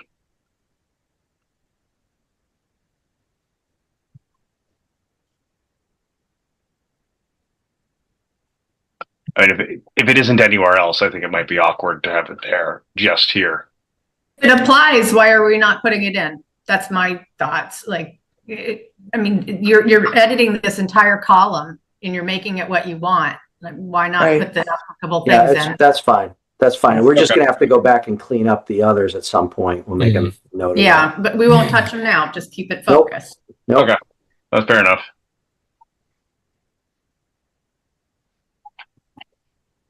And I think I'm okay with what you're describing, Cindy, as being ZBA, special permit, I think you're saying, for building trade, and landscape services. Actually, I think I was suggesting no in these, No on the landscape.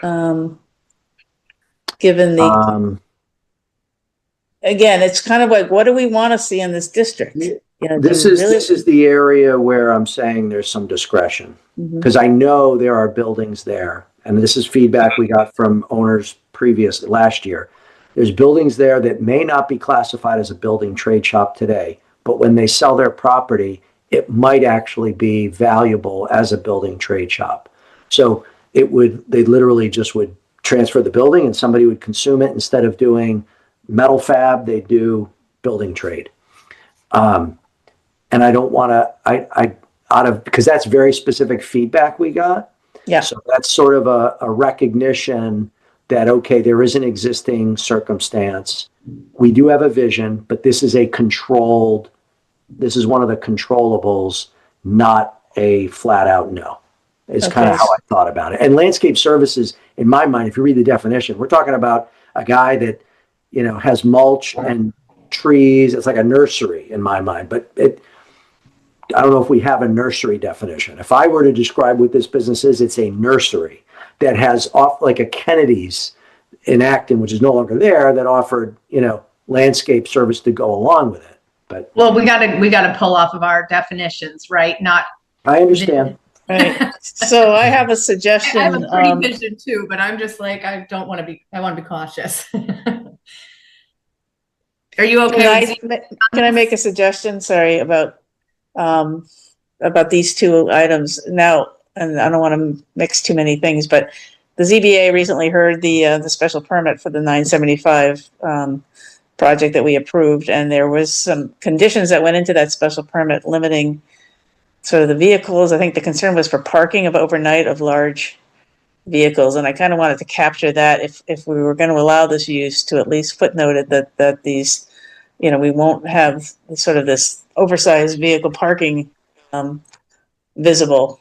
So I was just trying to find, Ian sent me the decisions, and that was, I think it was numbers 3 and 4, the conditions in the ZBA permit. Mark White, do you remember that discussion? No. When you guys signed off on the 975, were you involved in that, or were you not on that? No, I had to recuse myself from that. Okay, all right. In the decision, I'm just pulling it up now. There was just a couple of conditions there that I thought might be adequate to help maybe put some parameters around this. That was a special permit process. Yes. So my comment was going to be on building trades. Again, if you look at B and B1, it's zoning board of appeals. If you look at IC, it's yes. I think the next logical step is to move from yes to ZBA, which is more aligned with the rest of B and B1. So it's not a big step, it's a baby step. Whoever owns land in the B2 won't be, outraged because they can still do it with a special permit. And the special permit gave us what we wanted on 975. So I'd say the appropriate thing to do there would be ZBA. Landscape services. So the two conditions that were in that permit, the special permit that was granted, and number 3 was no exterior storage of materials or products except for temporary storage incidental to to loading and unloading. That was a building trade shop, but I think we might want to apply that here. And the other was no exterior overnight parking of vehicles with a gross vehicle rating over 26,000 pounds. So again, I'm trying to, align with Rich's vision here. That's okay. I mean, big trucks. I mean, basically, if what you don't want is the big trucks, which that's what I see in your notes, big trucks, in so many words. Then put that in, because most of the building tradesmen don't use. I mean, I'm looking at what they are: carpenters, welders, plumbers, electricians, roofers, builders, masons, painters, contractors, or building cleaning services. None of those guys use big trucks. So you want those guys because we need those guys. You need a place for them to be. And in B and B1, we say by zoning board of appeals approval. I don't know why we just wouldn't do it in B2 and call it a day. And if you want to add the caveat, I mean, then I'd go back to B1 and B2 and add the caveat to them too, but not today.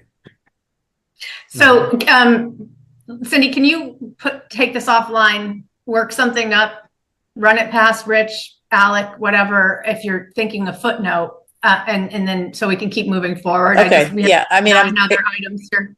Yeah, I will basically cut and paste those two conditions and suggest those as footnotes for a couple of these, if not all 3 uses. And are we changing this from a yes to a ZBA, the building trade? I'm okay with that. I would support that as well. As would I. What do you want to do with landscape services?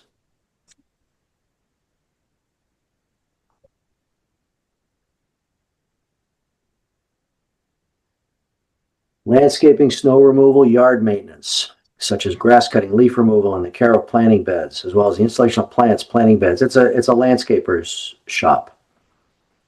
Small landscape features. The business utilizes lawnmowers, snow blowers, and other light equipment. There may be small displays of material for review by customers, but there's no storage or distribution of bulk material at the site.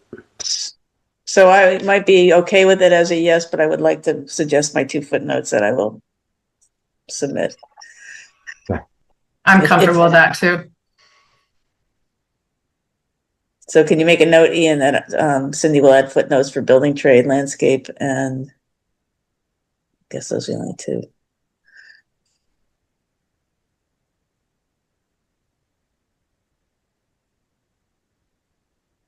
Thanks. If you want to highlight them or whatever. Yep. Okay. What's next, Cindy? Then we got to the dimensional table. I struggle with that, and I really feel like that is an exercise that we need to spend more time on. So for ease of simplicity, I would suggest leaving it as is today, but we might want to we're going to want to circle back if this gets traction. I feel like I really want to just kind of dig through if we're changing any of those and just kind of compare uses, I guess, with any changes here, because I'm worried about ripple effect. So are you advocating, Rebecca, stand still with the IC, or are you advocating, no, let's look at a change to B, but I want to assess the uses? I guess personally, I would stay with the more restrictive until I feel comfortable going through it. Like, I feel like I need to spend some personal time going through it, Rich, before we make a change. Yeah. Because we've broadened the B district uses a little bit. So I just want to make sure that, it feels comfortable with all of those potential uses. There's not a lot, but do you want to, I mean, we're not going to close the hearing on this one tonight. Right. Yeah, I can dig into that a little bit more before our next hearing. Yeah, for sure. Okay. And I think that we've covered everything. Excellent. Any other board discussion? If So not, just what did we talk about for the screening? Do you want me to propose some language there? If I can get something pulled together? yes, if you have something that you want the board to look at, I just don't want to spend the board's time considering it right now without something in front of us. We have a lot to get through. Okay. Okay, so Cindy's going to follow up with a couple more topics. Rich, when is your meeting again? Can others join you? What's that? Others join you? I think we can have one person. On the 12th? Unless we call it's not a public meeting. It's not intended to be a public meeting. It's a meeting with landowners. You said March 12th or April 12th? It's March. It's March. Let me pull up my calendar. I'm out of town anyway. Like, I won't be. It is. It's March 12th at 9 a.m. Okay, so Ian, is that what it is? Ian, you're helping promote it. Is that what we settled on? That's what I have. Yeah, that's what I have that in my calendar right now as a tentative. The meeting room's booked for that. March 12th at 9 a.m. Because we were talking about the 11th in the afternoon, and I have that. I have the 12th here. The 12th at 9 to 11 a.m. Okay. And it's at Town Hall? Yes. Are you looking at Alex's note, or are you looking at the calendar? I'm looking at the calendar right now. If you look at the calendar, do you also see one for the 11th at 2 p.m.? No. I do, yeah. My apologies. Hang on. Let me. Alex sent me a note. Hold on. I'll shoot him a text right now too. He bear with me here just one second, Rebecca. I'll have this. Yeah.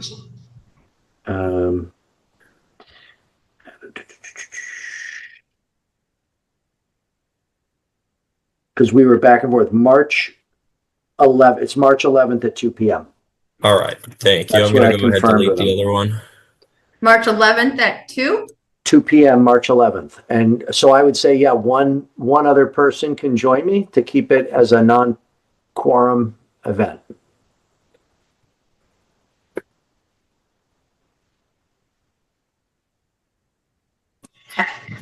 Thank you. Any other discussion from the board members? Otherwise, Mr. Jeffries has been very, very patient.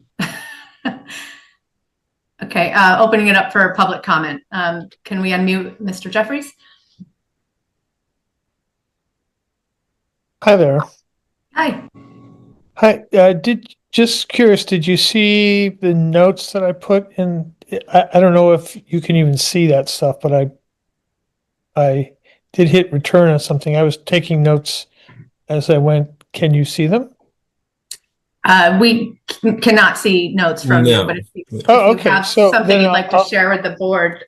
Yeah, I'll check with Ian later on how this kind of mechanism works. So Steve Jeffries, 286 Sergeant Road. I'm on Conscom, but I'm really just not here representing Conscom. I was curious about the polystyrene thing later on, and just got involved in this discussion. Very interesting. So I have a sense of what you're trying to do with this gateway district. It shows up as B2 on your table. I've gleaned that. I agree with, so first substantial point, I agree with Rich's comment early on that it would be great to have some descriptive text as to what these column headers are, because for occasional visitors to this table, it's kind of hard to decode. You spend a lot of time in it yourself, so you can look at these use cases and intuit what kind of zone you might be talking about, but it's harder for those not steeped in it. The other point is, have you found precedent for this gateway district in other communities? And do you have a particular model community in mind? I know early on there was some discussion of the development along Route 117 east and west of 495. So is that where you want to get to? Or is that a counter example of things you want to avoid? I wasn't sure on that from your discussion. Rich, you want to speak to that? Yeah, sure. Yeah, Steve. So there are precedents for gateways, and they can take on different forms. So what's important is that we define the gateway that we want. So the gateway customarily being, as you enter the town, you've got, we're access to 495. So a lot of the gateways you see along 495, you get off and there's a gas station. Guess what? We have a gas station. There's could be a large CVS. There could be a Chipotle. There, you can tend to see sort of commercial, corporate type style businesses. You get off at Route 62 in Berlin, and if you go east, you're going to see Is it the Highland Commons? You go west. No, excuse me, not to. Just to make good use, I don't want to rehash a lot of territory. So those are examples. And what I was asking is do any of those communities have existing gateway district zoning laws that would serve as a pattern for us? Yeah, and whether they're called gateway or not, I don't know, but each community makes a decision on how it wants to zone its commercial district at its gateway, right? Some of them do call it a gateway. That is a term that's used in zoning, in planning. Specifically to 117, I was calling out a specific development type, that being the rustic colonial building that houses the cafe and the quilt shop, as a specific feature, a building feature that I would envision in our gateway. So I wasn't, saying, hey, we want it to look like 117. I was calling out that one feature. Okay, thank you. So then where would you apply this designation in Boxborough? From what you were just describing, it sounds like the 495, 111 interchange. Yep. Anywhere else? Nope. If you go down, so right now we're only talking, Ian, if you can just slide down to the bottom, you'll see the map. So we're being very specific about B2, and it's the specific parcels that are in the dark green there, which are today industrial commercial. So this is our gateway. The pink are office park. You could argue that those are part of the gateway, but they're really zoned differently. They're office park uses. The buildings tend to go into the back, and the light blue is business district. It's directly across the street. Could we envision a potential change of 1, 2, 3 parcels there to a gateway? Potentially.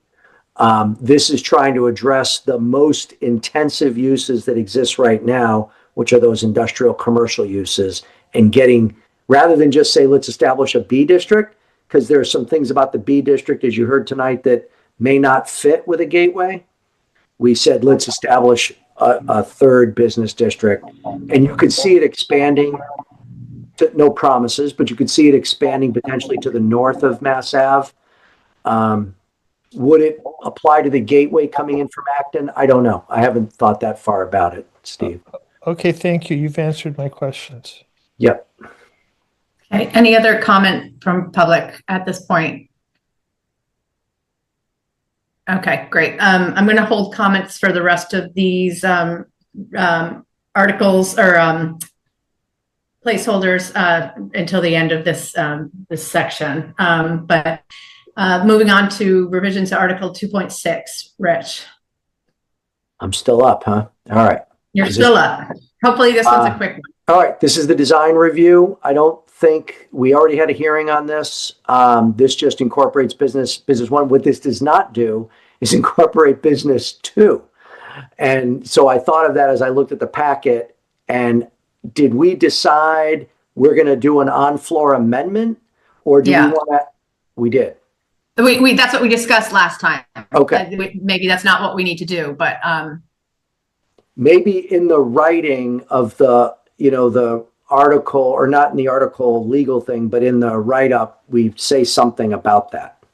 Or I think we said we were going to put B2 in here and then just strike it if it didn't pass. Oh, okay. Then I think that's a better way to do it. Cindy? Yeah, that was going to be my recommendation. I think usually the way they often structure articles is that, in the event of like an A and a B or something, but I think it would be helpful to folks to have it in here and let it be in the warrant, in the event that the B2 district passes at this 2026 annual town meeting, the following language shall be included or something like that. So it'd be town center, business, comma, business one, get rid of the or, yep, comma, or business two districts. And I'm going to reiterate my interest in adding the office park, town center and IC districts, but I understand there's some concern about not letting that happen at this time to hang things up, and I understand that, but I would like to bring that back sooner than later, but I'm looking forward to the design review guideline update. Maybe that would be the time to bring that forward. And that same change was down below. Yeah, you're on it, I think.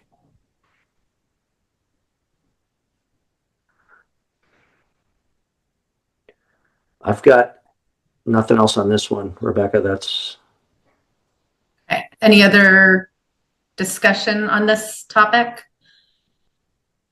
I mean, does anyone else think that the other districts should be added at this time?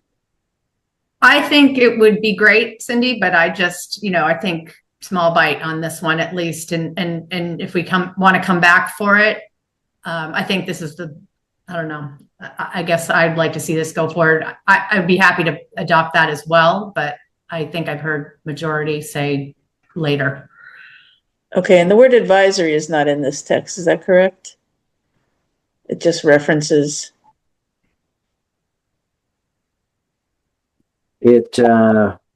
No, it's not in this text, I don't think. Okay. Does it need to be? It's in our bylaw. Shall be designed. Right. Well, I guess based on tonight's discussion, I don't want to belabor this, but it seems like there is a real interest in having stronger design review language in our gateway and perhaps our B and B1 districts as well. So I would, wherever it would make sense, I would like to, ask that language be enhanced, or perhaps we put a footnote in the B2 district. If that's an easy thing to add to this table, to strengthen that language today, and then we'll go back and maybe strengthen it elsewhere. But I heard a lot of support for architectural interest in this. So Cindy, what are you asking for exactly? Do you have something prepared for this? I would like to have a link between the comments I heard tonight about having architectural review as part of the B2 district, and I'm not sure that that's going to come through with this article. Is it a footnote that you're looking for? We just need yeah, plan. I mean, I'm bringing this up a little bit on the fly because I'm looking for the link to where design review is referenced. But yeah, perhaps a footnote at this point to say, consider it. I'm trying to think of another word other than level up from advisory. And I think it's a slippery slope because I don't know where the language is, Cindy, but I think if you look at the bottom of section 625, it talks about the design review shall publish and make available the guidelines. And the last sentence said the zoning bylaws will take precedence over any prepared guidelines. And so is right. that So if what we we put say this discretionary, I don't even know where it calls it out. This is 263? Yes. Well, I guess other than a summary that emphasizes some of the points you made tonight, Rich, I mean, I would like to see a footnote. I'm going to give a little thought to that, perhaps recommend a footnote on this one. If I can find language that everyone could be comfortable with, because you did mention architectural review or something to that effect. That was right. Again, that was the vision. Yeah. My article was focusing on the uses, but this article supports the review. I just want to be careful about, I don't want to get into trouble with our proposal on the B2 district if there's a funky footnote that isn't somewhere else about design review. Like I just want to be very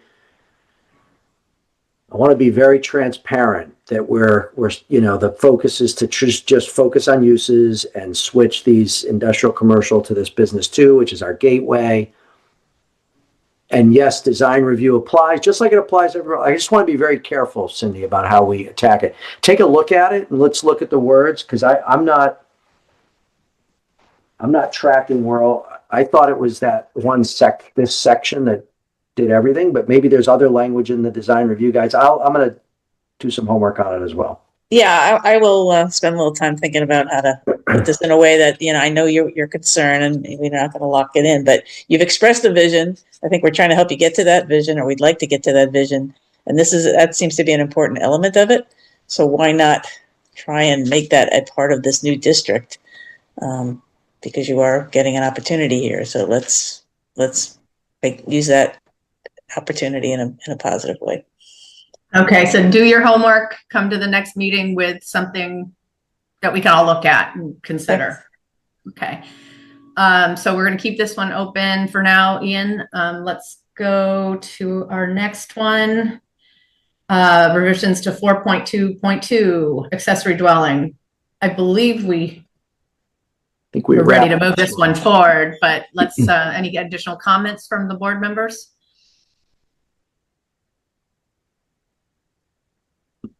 It's pretty straightforward change.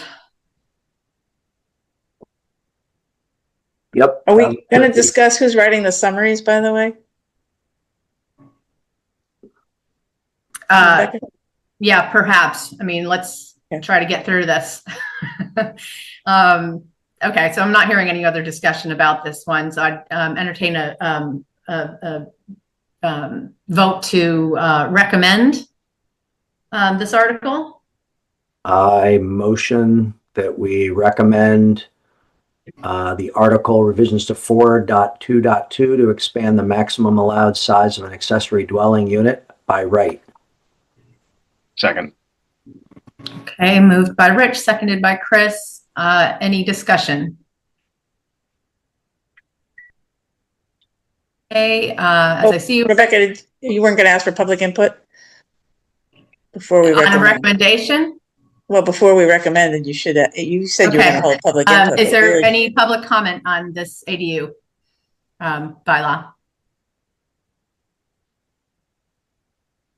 Okay, no discussion from the board? Okay, as I see you, Rich Gazzardi. Gazzardi, aye. Chris Dowdy. Dowdy, aye. Cindy Markowitz. Markowitz, aye. Mark White. White, aye. And Werner, aye. Okay, so we can take this one off. Let's see. Next one is 6.1.6, town's parking calculations. All right. So this was formalized. The only comment I had was that we talked about the possibility of writing in an option to make the parking spaces 9 by 18 versus the 10 by 20 as an option, not a requirement. So do those currently, I mean, we don't have any language that exists like that as of now. Are you thinking that would exist as a footnote or within the use schedule itself? There is language somewhere. Is it in the, I just don't remember where it is. But it might apply to everything. Again, you know, for this, I don't want to water it down. I'd like to just get it through. So I'm not, I mean, it'd be good to get it in there if there's a convenient spot for it. Cindy, do you remember where the 10 by 20 is? Yeah, it's in section B. It says each automobile space shall be no less than 10 feet by 20 feet. Variations in the required parking space size to accommodate different types of vehicles and traffic may be permitted in the site plan approval process. Does that cover it, or do you want to mention? You want to say variations, comma, including reduced parking space size of 9 by 18? Well, I feel like maybe that's a separate item. I don't know. It sounds to me like we have the ability to reduce sizes of parking spaces already from what you just read. Correct. But I think the point is, if we have it in print, then somebody who's proposing, you know, a site plan might see that and run with it. So do you want a separate? Do you want to add a? Well, I think that this is one, like a very specific thing. I think if you want to edit that, you'd have to go back to the little bit that you just read, right? Mm. Yes, it's 6.1.4. I wouldn't do it specific to this. I would do it specific to everything. Right. It's 6.1.4 under surface circulation and landscape requirements. B says each automobile space shall be no less than 10 feet by 20 feet, period. Variations in the required parking space to accommodate different types of vehicles may be permitted in the site plan approval process. But I'm suggesting we somewhere identify including a 9 by 18 to reduce impervious surface or some language like that. I mean, Ian, if you want to shoot over to the zoning bylaw, it's 6.1.4B. Well, I think there's a number of changes we could make to this off-street parking calculations. But this one was a slam dunk and an easy button, right? It's like, it's very straightforward. I don't want to, you know, lose sight of that. This is what the focus was. And there's a number of things that I'd like to kind of go through with the parking ratios, and changes that we could make, but I didn't get to go through it comprehensively like that. So do you want to leave it alone for now and add it later? Yeah, I feel like we have the ability to recommend smaller sizes. And I'd just like to get this one through, you know what I mean? I think I need to take time and go through the whole, you know, all the requirements, but, you know, like we discussed, the bank, right? The whole back parking lot is the majority of it is left unparked. So that needs to be looked at, but I didn't. Right. I guess my only concern is this is minimum off-street parking ratios and minimum, you know, the 10 by 20 appears to be a minimum. Even though it talks about variations, it sounds like that's really for larger vehicles. So, you know, I can either propose some language or you could put this one on hold and we'll address it next time. What do you mean put on hold? Meaning next meeting? No, a future article. If Rebecca wants, I think we should be reviewing parking requirements, maybe in the context of the new B2 district. So perhaps there's an opportunity to really scrub the parking requirements in general. But this is our high volume parking area, right? These are the big offices in the office park district, which driving this parking. I mean, it's like if you look at the Pareto of problems, right? This is like the number one in my mind in terms of parking. I'm not saying offices are problems, the parking part of it. Yeah, so let's get this done, and we need to go through the whole requirements, all the parking requirements, regardless. Right. Okay. So I'm supportive of getting this one done. If that's what you're saying, Cindy, I'm supportive of yes. So I'll move to accept the revisions to Article 6.16, to recommend the revisions to Article 6.16 to reduce parking requirements. Move to recommend. I'll second. Okay, moved by Cindy, seconded by Rich. Any further discussion from board members? Can you take public comment again, please? Cindy, just give me a second, girl. Come on. I'm waiting for comment from the board members first. No comment. Okay. Would the public like to make any public comment? Please raise your hand. Okay, hearing none. So we have a motion on the table. Sorry, made by Cindy, seconded by Rich. Roll call as I see you. Chris Dowdy. Dowdy, aye. Cindy Markowitz. Markowitz, aye. Rich Gazzardi. Gazzardi, aye. Mark White. White eye. And Werner, aye. Okay, terrific. Thank you. Let's see. 9.2 specialty food shop. Go ahead, Mark. I mean, this is kind of where we left it. There's no change here. It was just Alex wording may include the sale of beverages, alcoholic or otherwise. I'm okay with that. If we're all okay with it. Good to hear. Board comment. I'm supporting. Yeah, I had just asked that the building commissioner review it. Did we get any feedback? We have not yet. No, I'm not sure if Alec has reached out to him, but I will get this in front of him tomorrow to get a comment. Well, that's where we were last time we talked about it, so I don't want that to be the only hang. I mean, I'm okay with this. I think we can vote it like that. We don't have to ask him about it, like his permission. I mean, I'd like him to see it and to say something, but so unless we could get a promise that he's going to look at it and weigh in before the next meeting, otherwise I'd vote it tonight. So. Well, and we're not closing the hearing, right? Because we're not closing it. Just be a vote to recommend. Yeah. Pending Ed's comments or review.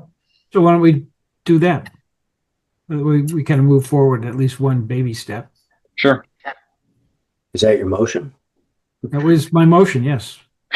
Second. Okay. Moved by Mark, seconded by Chris. Any board comment?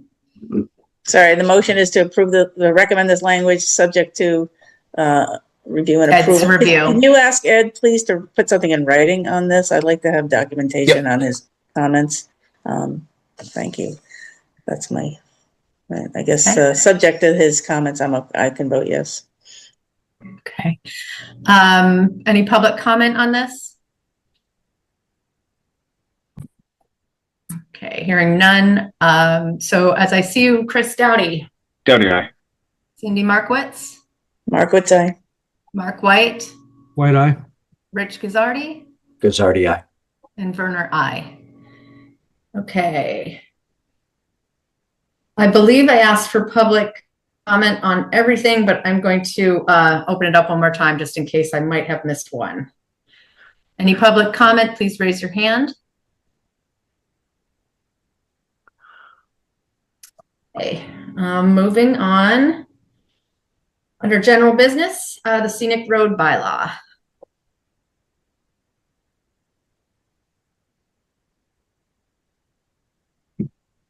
Bear with me as I pull it up. All right.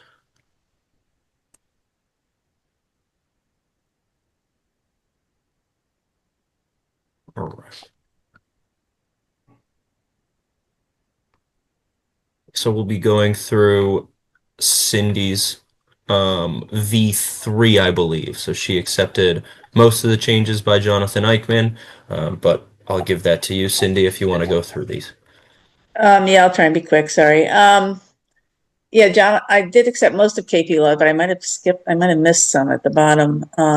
So we can just go to his comments. I mean, I can't fill in that very first paragraph that I think we need KP Law to do that. Let's see. Jonathan asked about how do you define the word gap. So I went back to look at all the source documents, and I was not able to find a definition without really getting into the weeds. I don't know if you guys had a chance to look at this. These 5 items of this, what a stone wall is defined as, really came from, as I said, a couple of source documents, as you can see. I don't feel it's necessary to define the word gap, but I threw out an option to do that. So if you want to discuss that, that's probably the most technical issue here with the comments. Do you feel it's important to define the word gap on this? It's more like joints, right? Oh, wait a minute. No, a break in the wall. Is that what it's referring to? Yeah, it's probably breaks in the wall. Significant gaps right there. Right. So again, this was his comment. I don't know if we feel we need to address it, what a significant gap is, but let's see, what did I say? What the definition of continuous means that the form is continuous along the line without notable gaps. Abutting boulders qualify provided the space between them is minimized. So that's one definition. Or alternatively, you could say a gap is larger than the average stone diameter. Yeah, the average stone diameter. So if you want to put that, I thought that was a decent. It sounds like that.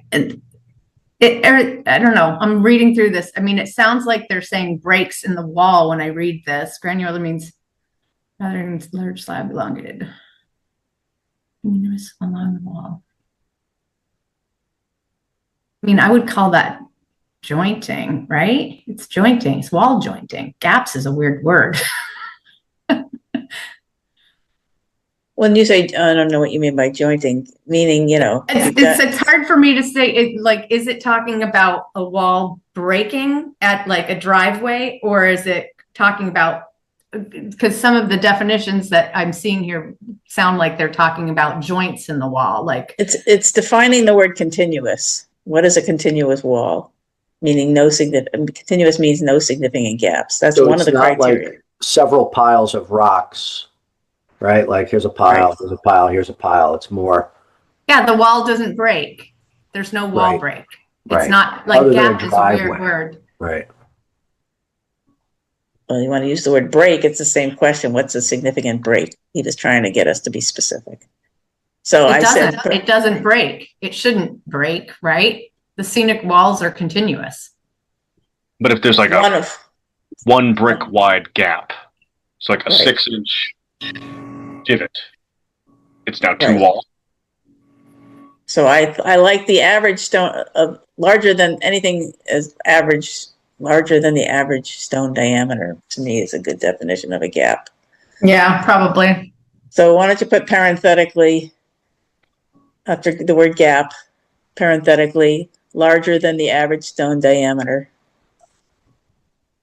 or defined as larger than the average stone diameter. Do you want to? Average stone diameter is kind of very subjective. I would say, like, use Chris's 6-inch stone. Well, that was more a question of if there's a 6-inch gap, if there's one brick length of empty air.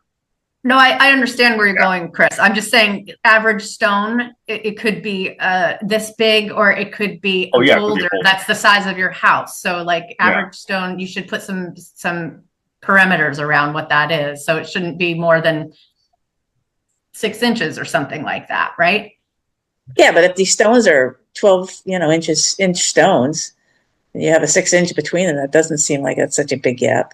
I don't want the wall to break. You just don't. They shouldn't. The wall shouldn't be broken, right? I mean, that's the whole idea of it. That was my point. Permissed. So my point was a small gap. It's still one continuous wall, even though there's a gap in it.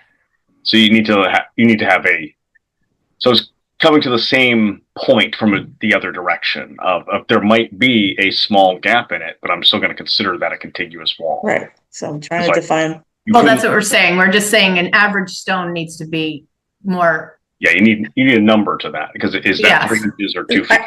I think the average of that particular wall stone, that's what it meant. Not an average stone, but this average stone within that wall. That's how I interpreted that to mean. How come we don't just use like a simple definition? I mean, I'm looking at other ways of calling a stone wall. A stone wall is defined as a man-made or culturally created object that is discrete from its surroundings and consists of a continuous grouping of stones forming a straight or curved line. I mean, It's like, Works. we all know what a stone wall is, right? So what are you digging at here? It's like how tight the stones fit. Well, I mean, again, this came from a source document that had a lot of these definitions already in it, so I was trying to be consistent. But I would say that there's no breaks in the wall. I mean, I like to his point, right? Continuous along the line of the wall with no breaks. It doesn't break. The wall shouldn't break. So if there was a gap, you could stick your arm in, but you couldn't. They're stone wall. They're scenic stone walls. They're not masoned, so they're going to naturally be that way. They're farmers' walls.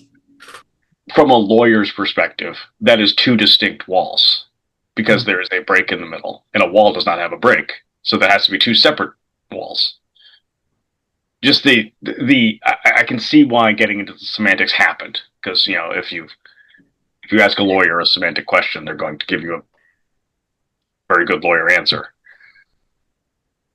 Well, I've given you two source documents that are very in the weeds, on no pun intended, on stone walls, and that's where I pulled these from. I would strike meaning no significant gaps. Yes, so exactly. Strike that whole thing because it's a continuous wall. Yep. Okay. Yeah, revise your way out of the awkward language to make it not matter. All right, fixed. Bye. There you go. Yeah.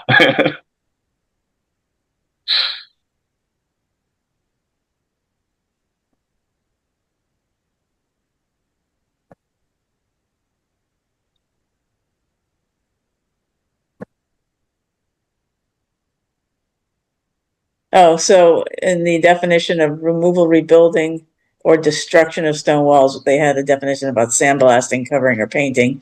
And John Eichmann questioned whether that's really part of rebuilding, removal, or destruction. So I'm suggesting adding the word alteration as one of the 4 criteria. And that, in my mind, works. But I think that works too. Okay, good.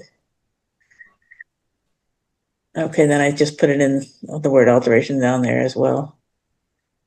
Okay. This meeting notice language, I think I resolved it. Is he going to look at this again? Are the attorney going to look at all these articles again? Yes. Okay, fine.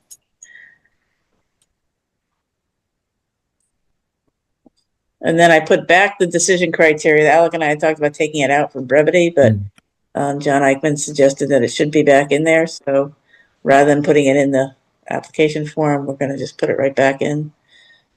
This explains the decision criteria.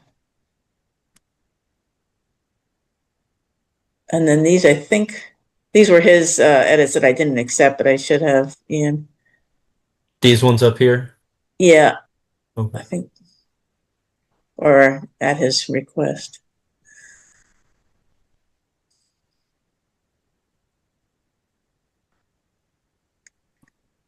And then I inserted his suggestion on 543.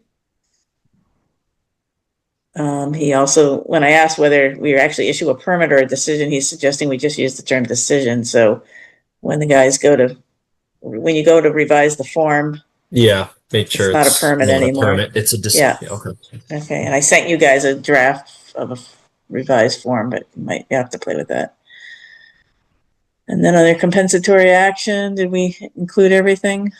Yeah, there's the enforcement. Yeah.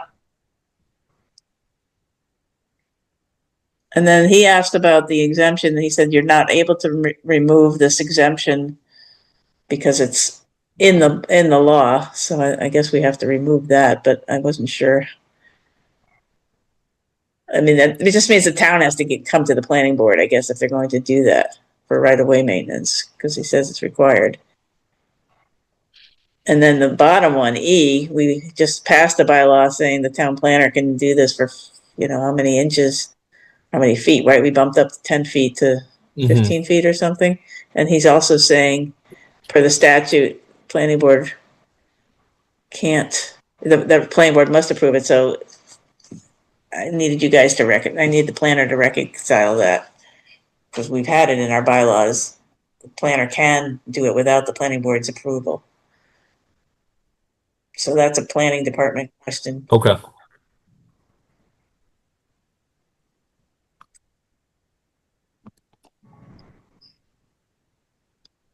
Other than that, clear as can be, right, guys? Mm. So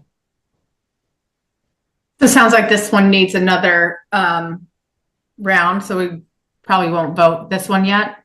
Does it sound like you agree with that? I mean, if Ian can put a clean version in the next, if he can ask the question to council and or whatever, work through those last couple issues, then he can put a clean version in the next packet. We should be good to vote it. Yeah. Right, but we're not going to do it tonight. Right. This is again a general bylaw, not a zoning bylaw. Point of order before we go on. We still want to have a recommendation for it, though. No. Yes. Yeah. Okay. That's what I'm asking about. Go ahead, Rich. Yeah. Do we need to continue the public hearing that we had for the group of prior articles? I think we probably should have done that. It's still open. I don't think it's a fatal flaw yet. Do we want to entertain a motion, Rich? To your point. When are we? Till when? What are we doing? The 16th is our next meeting, I believe. Is that a Monday?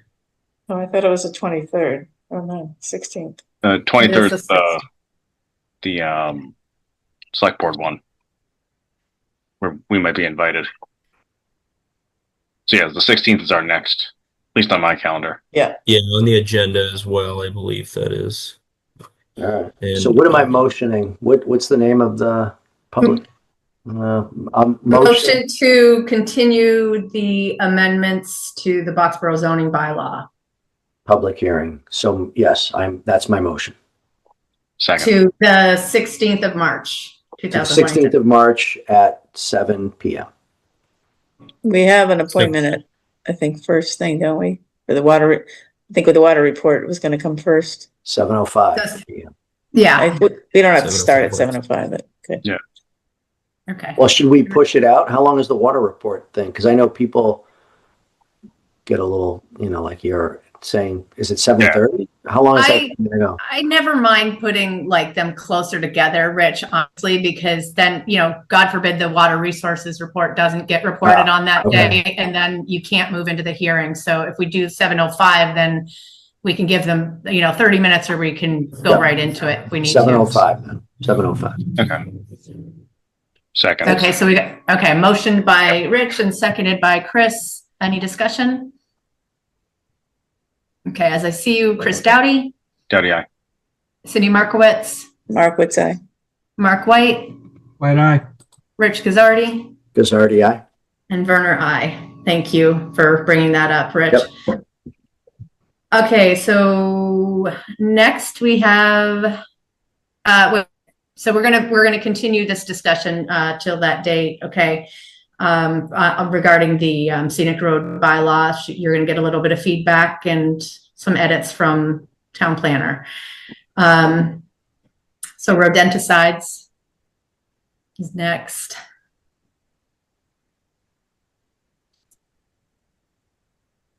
Okay, and again, this is asking the town to authorize us to petition the Commonwealth with the home rule petition to allow the town of Boxborough to control how we use rodenticides in our town. And then if that's adopted, then to, adopt the bylaw that's below it. So the only change that I made was in the very first. That's why I highlighted it in red. The following bylaw, I didn't want to not have that in the front of this thing, because that's the goal, is to have both of them go through at the same time, pending approval from the state. So comments? Sorry, Rebecca, I'm confused now. What are we waiting on state approval for? Well, we have to basically the state has to buy in to allow us to alter how they deem we can control our rodent problems. So you have to petition the Commonwealth for the ability to do this. And so this is asking permission from the town to go ahead and do that. And pending the approval from the town, I mean, from the state to adopt the bylaw that is below. Okay, and should it be the planning board or the town of Boxborough? Because, you know, there may be other, did you purposely want the planning board to be the one to petition, or is it the town? I've seen it done by the boards primarily, so that's why I put the board in there. Somebody's got to take the lead on this, right? Okay. Okay. And I think that's us. Any comments? I would just, after I was going to ask Ian if he would circulate this to the Conservation Commission and see if they would also make a recommendation on this. I think Ian's already circulated this and the plastics one. I have, yeah. Conscom and sustainability. Pretty good timing too, because we'll have Conscom is going to be discussing them this Wednesday, and sustainability will be discussing them next Wednesday. All in, and all of their comments will be in before the following meeting. But I haven't gotten any major concerns yet. The chairs generally had no issue with this, and they just said that they were looking forward to discussing them at the meetings. Thanks, Ian. I will say that Steve Jeffries did respond and say that he was happy to come to this meeting and discuss it. So, and here I am. Yeah, just a moment. So any other board comment before we turn this over to public? Because I think we've got to keep this open until we can get any additional feedback from these other commissions. Yeah. So no more board comment? Okay. Public comment. If you have some comments, raise your hand. Mr. Jeffries, I see you first. Sure. Steve Jeffries, 286 Sergeant Road. And I have seen this as part of Conscom. I'm not representing Conscom tonight. On this one, definitely in favor of the rodenticide. I'm just curious, and the same comment will apply to your next bylaw. Given the amount of red lines and stuff that we just saw on the Stonewall bylaw, do you expect, I didn't see anything except your one little change here. Are you expecting these things to go through without further comment and revision by town council, or is there going to be, because there's a lot of language in these things, right? And given all the work that you are putting into the what is it called? Stonewall bylaw, right? Yeah. What confidence do you have that this bylaw is going to go through without a similar amount of work?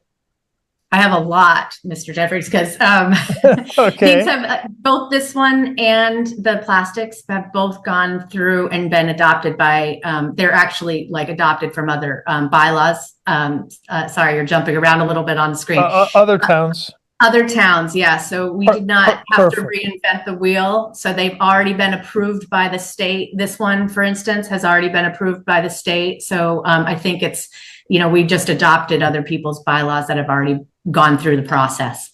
But it will go through legal counsel for us as well. Every bylaw has to go in front of our legal counsel. Okay, good. Glad to hear it. No further questions. Yeah, okay, thanks. Okay, so we'll put this on the agenda for our next meeting and move into the plastic bag, polystyrene, and disposable plastic reduction bylaw. Thanks, Ian. So I don't think this has changed at all from the last version here, if I'm not mistaken. It'll be in red if I did anything, but I don't think there's anything. Yeah, I didn't see any red text on this one. Okay. So again, we'll keep this open for any additional feedback we can obtain from the Sustainability Committee and from Conscom. But opening up for board comment, go ahead, Cindy. You're muted, Cindy. Sorry, got it. No worries. Sorry, I'm trying to pull up my version. I think I commented last time that I wanted to make sure that like the gas station convenience stores were included in your description of retail. Did you address that Can we at all? look at that together? Because I actually, I had that note and I went back and I looked at it and I felt like it was all kind of captured. So, I'm just, did you have a specific space that you didn't feel like it was? Because I'm gonna. Oh. Well, I was hoping this was going to be red line so I could see what you changed. Is it not? I'm sorry. I did not change anything, Cindy, because I felt like it was picked up in the bylaw itself. Because it does list out all sorts of retail users and stuff like that. And it specifically like lists different uses within that. I'm trying to pull mine up so I can scroll through. Yeah, let me see.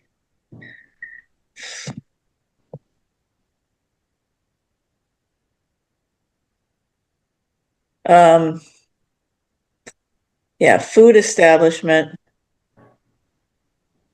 I think that's, and then you had retail establishment and you said make sure that's not in conflict, right? Yeah.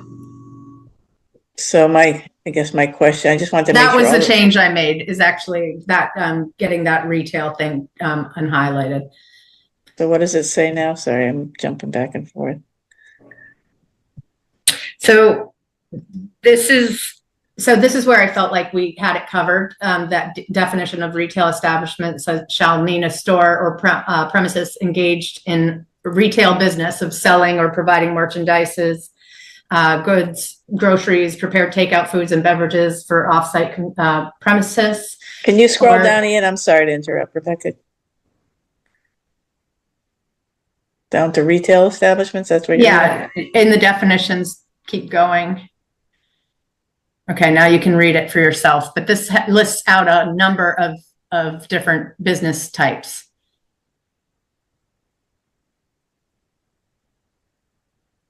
And I felt like that kind of covers it all.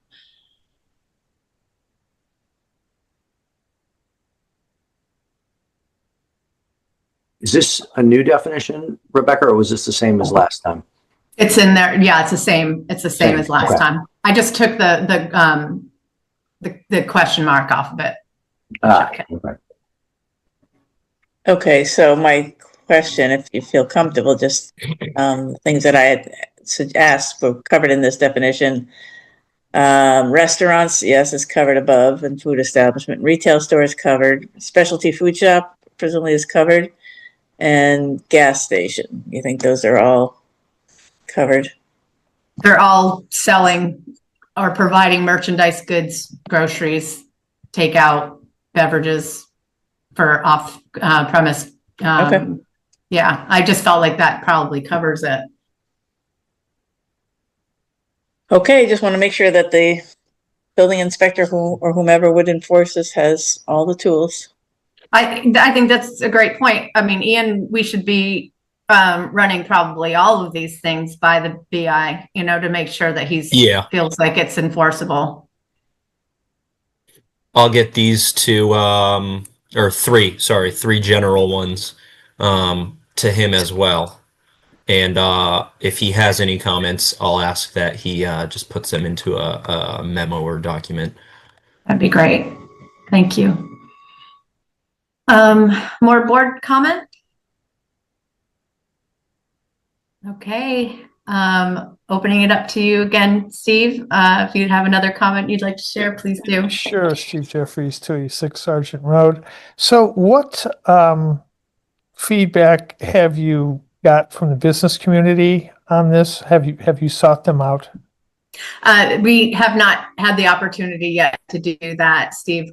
We talked, unfortunately, we met 1 week ago today, and we haven't had a lot of time in between meetings to be able to do that. But there is some, we do have a couple of flyer-like handouts that we can circulate around for people and, hopefully do some public outreach for this with local community members, or business owners. So this isn't going to, when will this show up for a vote at ATM? Yes, yeah. When will it? So is it going to be this year's ATM, or are you looking ahead to next year's? This was intended for this year's. Okay. And when, so I read it through and I'm in favor of this, but I was getting like lost in the weeds of what is acceptable and what's not. And when you go to sell this to the town, I would just offer a suggestion that in your deck you have some examples, some pictures of here's what's would be banned and here's what's allowed, because I was really having trouble kind of making that association myself. There's some nuance between styrofoam and styrene and various types of these polysyllabic petrochemicals. So that's You definitely, definitely will have some visuals for sure. Okay, for thank this. you. Yeah, 100%. This one in particular was actually adopted from Acton as well, because they brought this in, I think, in 2020, and then they followed it up with one in 2022. But they had some really great, like, I'm a big fan of not having to reinvent the wheel if they're having something successfully in play. So like, they did have some really great diagrams and flyers and stuff like that, that I think that we can go ahead and try to utilize as well for public input. Excellent, because I'd like to see it come through, but I know how some of these things can really get bogged down in town meetings. So I just offer that as a helpful suggestion. I appreciate it. Thank you very much. Okay. No further questions. Any other public comment at this time? Okay, then we will hold this for our next discussion as well. What was that, on the 16th? Letter of support for the open space and rec plan. Ian, take the wheel. Yeah, so nothing much more from last week. Alec and I met, or we've discussed it a bit over the past week. It's a planning assistance grant from the Eco One Stop grant program through the Executive Office of Environmental Affairs. The close date is March 20th for that. We're going to aim to allocate $15,000 of the Conservation Trust Fund later this week at the Conservation Commission, just to have that cash in hand to say that we do have matching funds for it. But we will be aiming to fund the entire rest of the plan through this Eco One Stop grant. There's a couple different avenues that it may be funded by that local match, whether it's through a town meeting warrant or whether it's through CPA funds that are given to the Conservation Trust.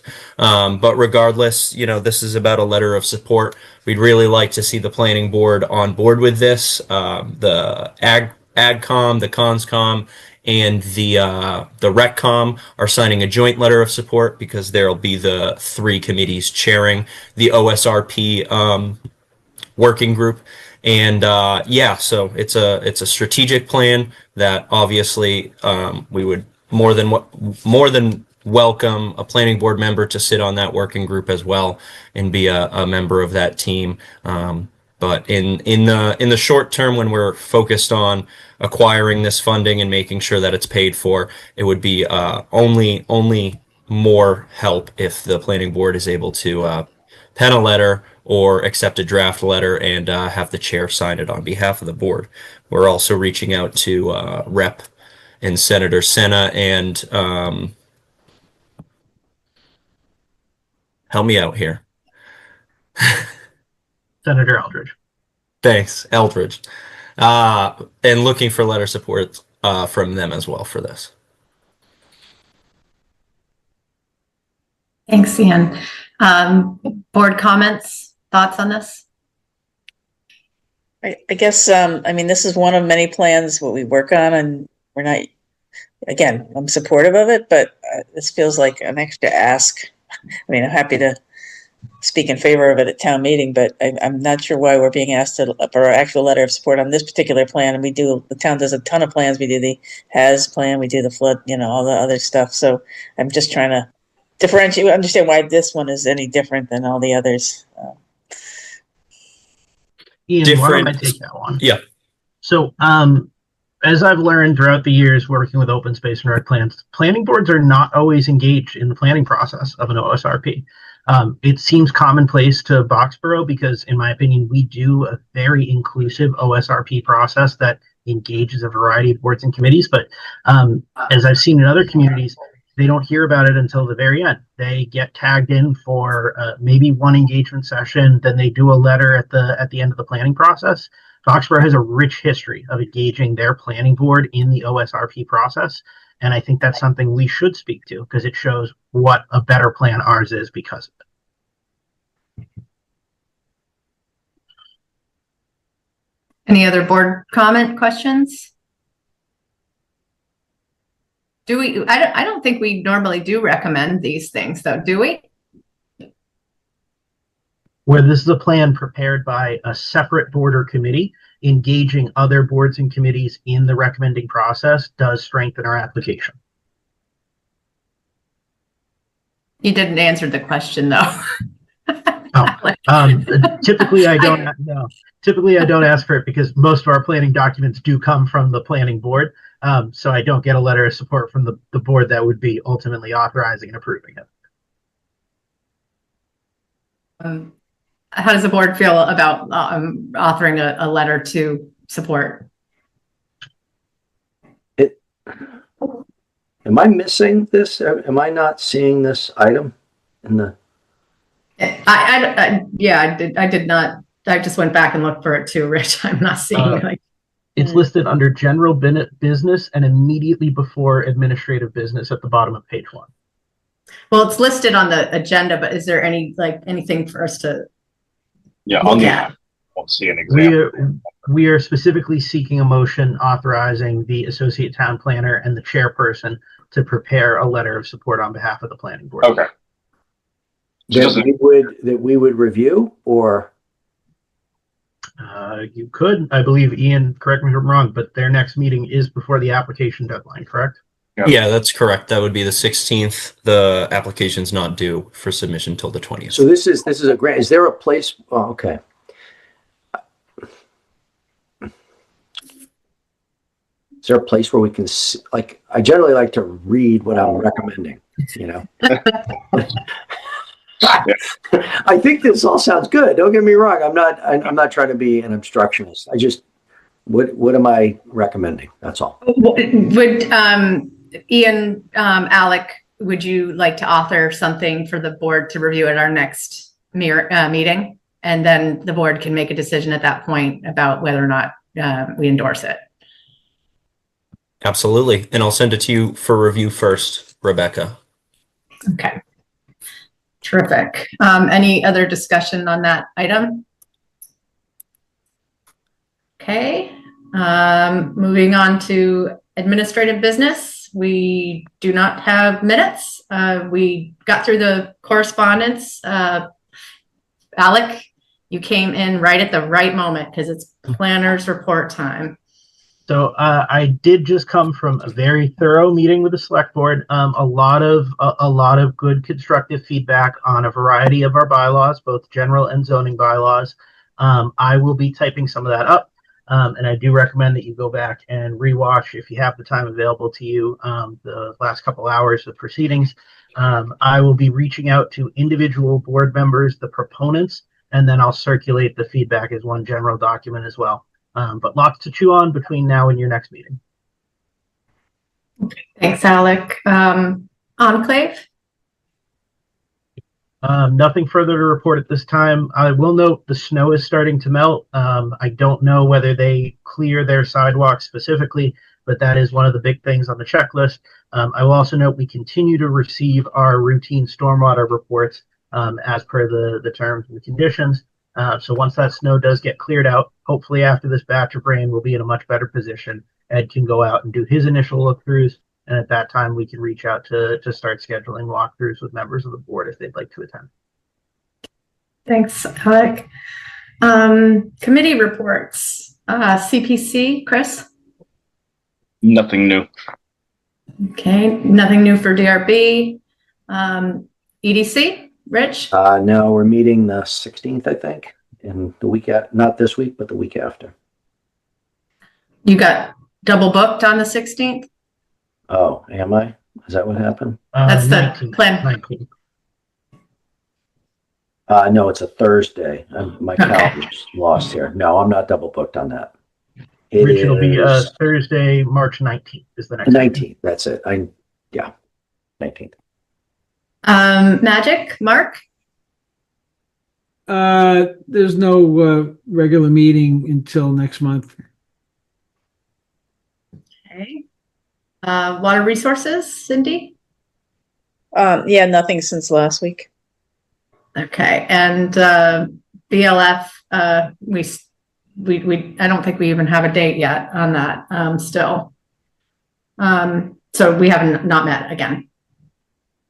Okay.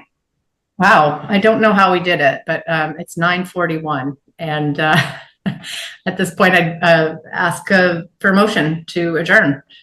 So move. Second.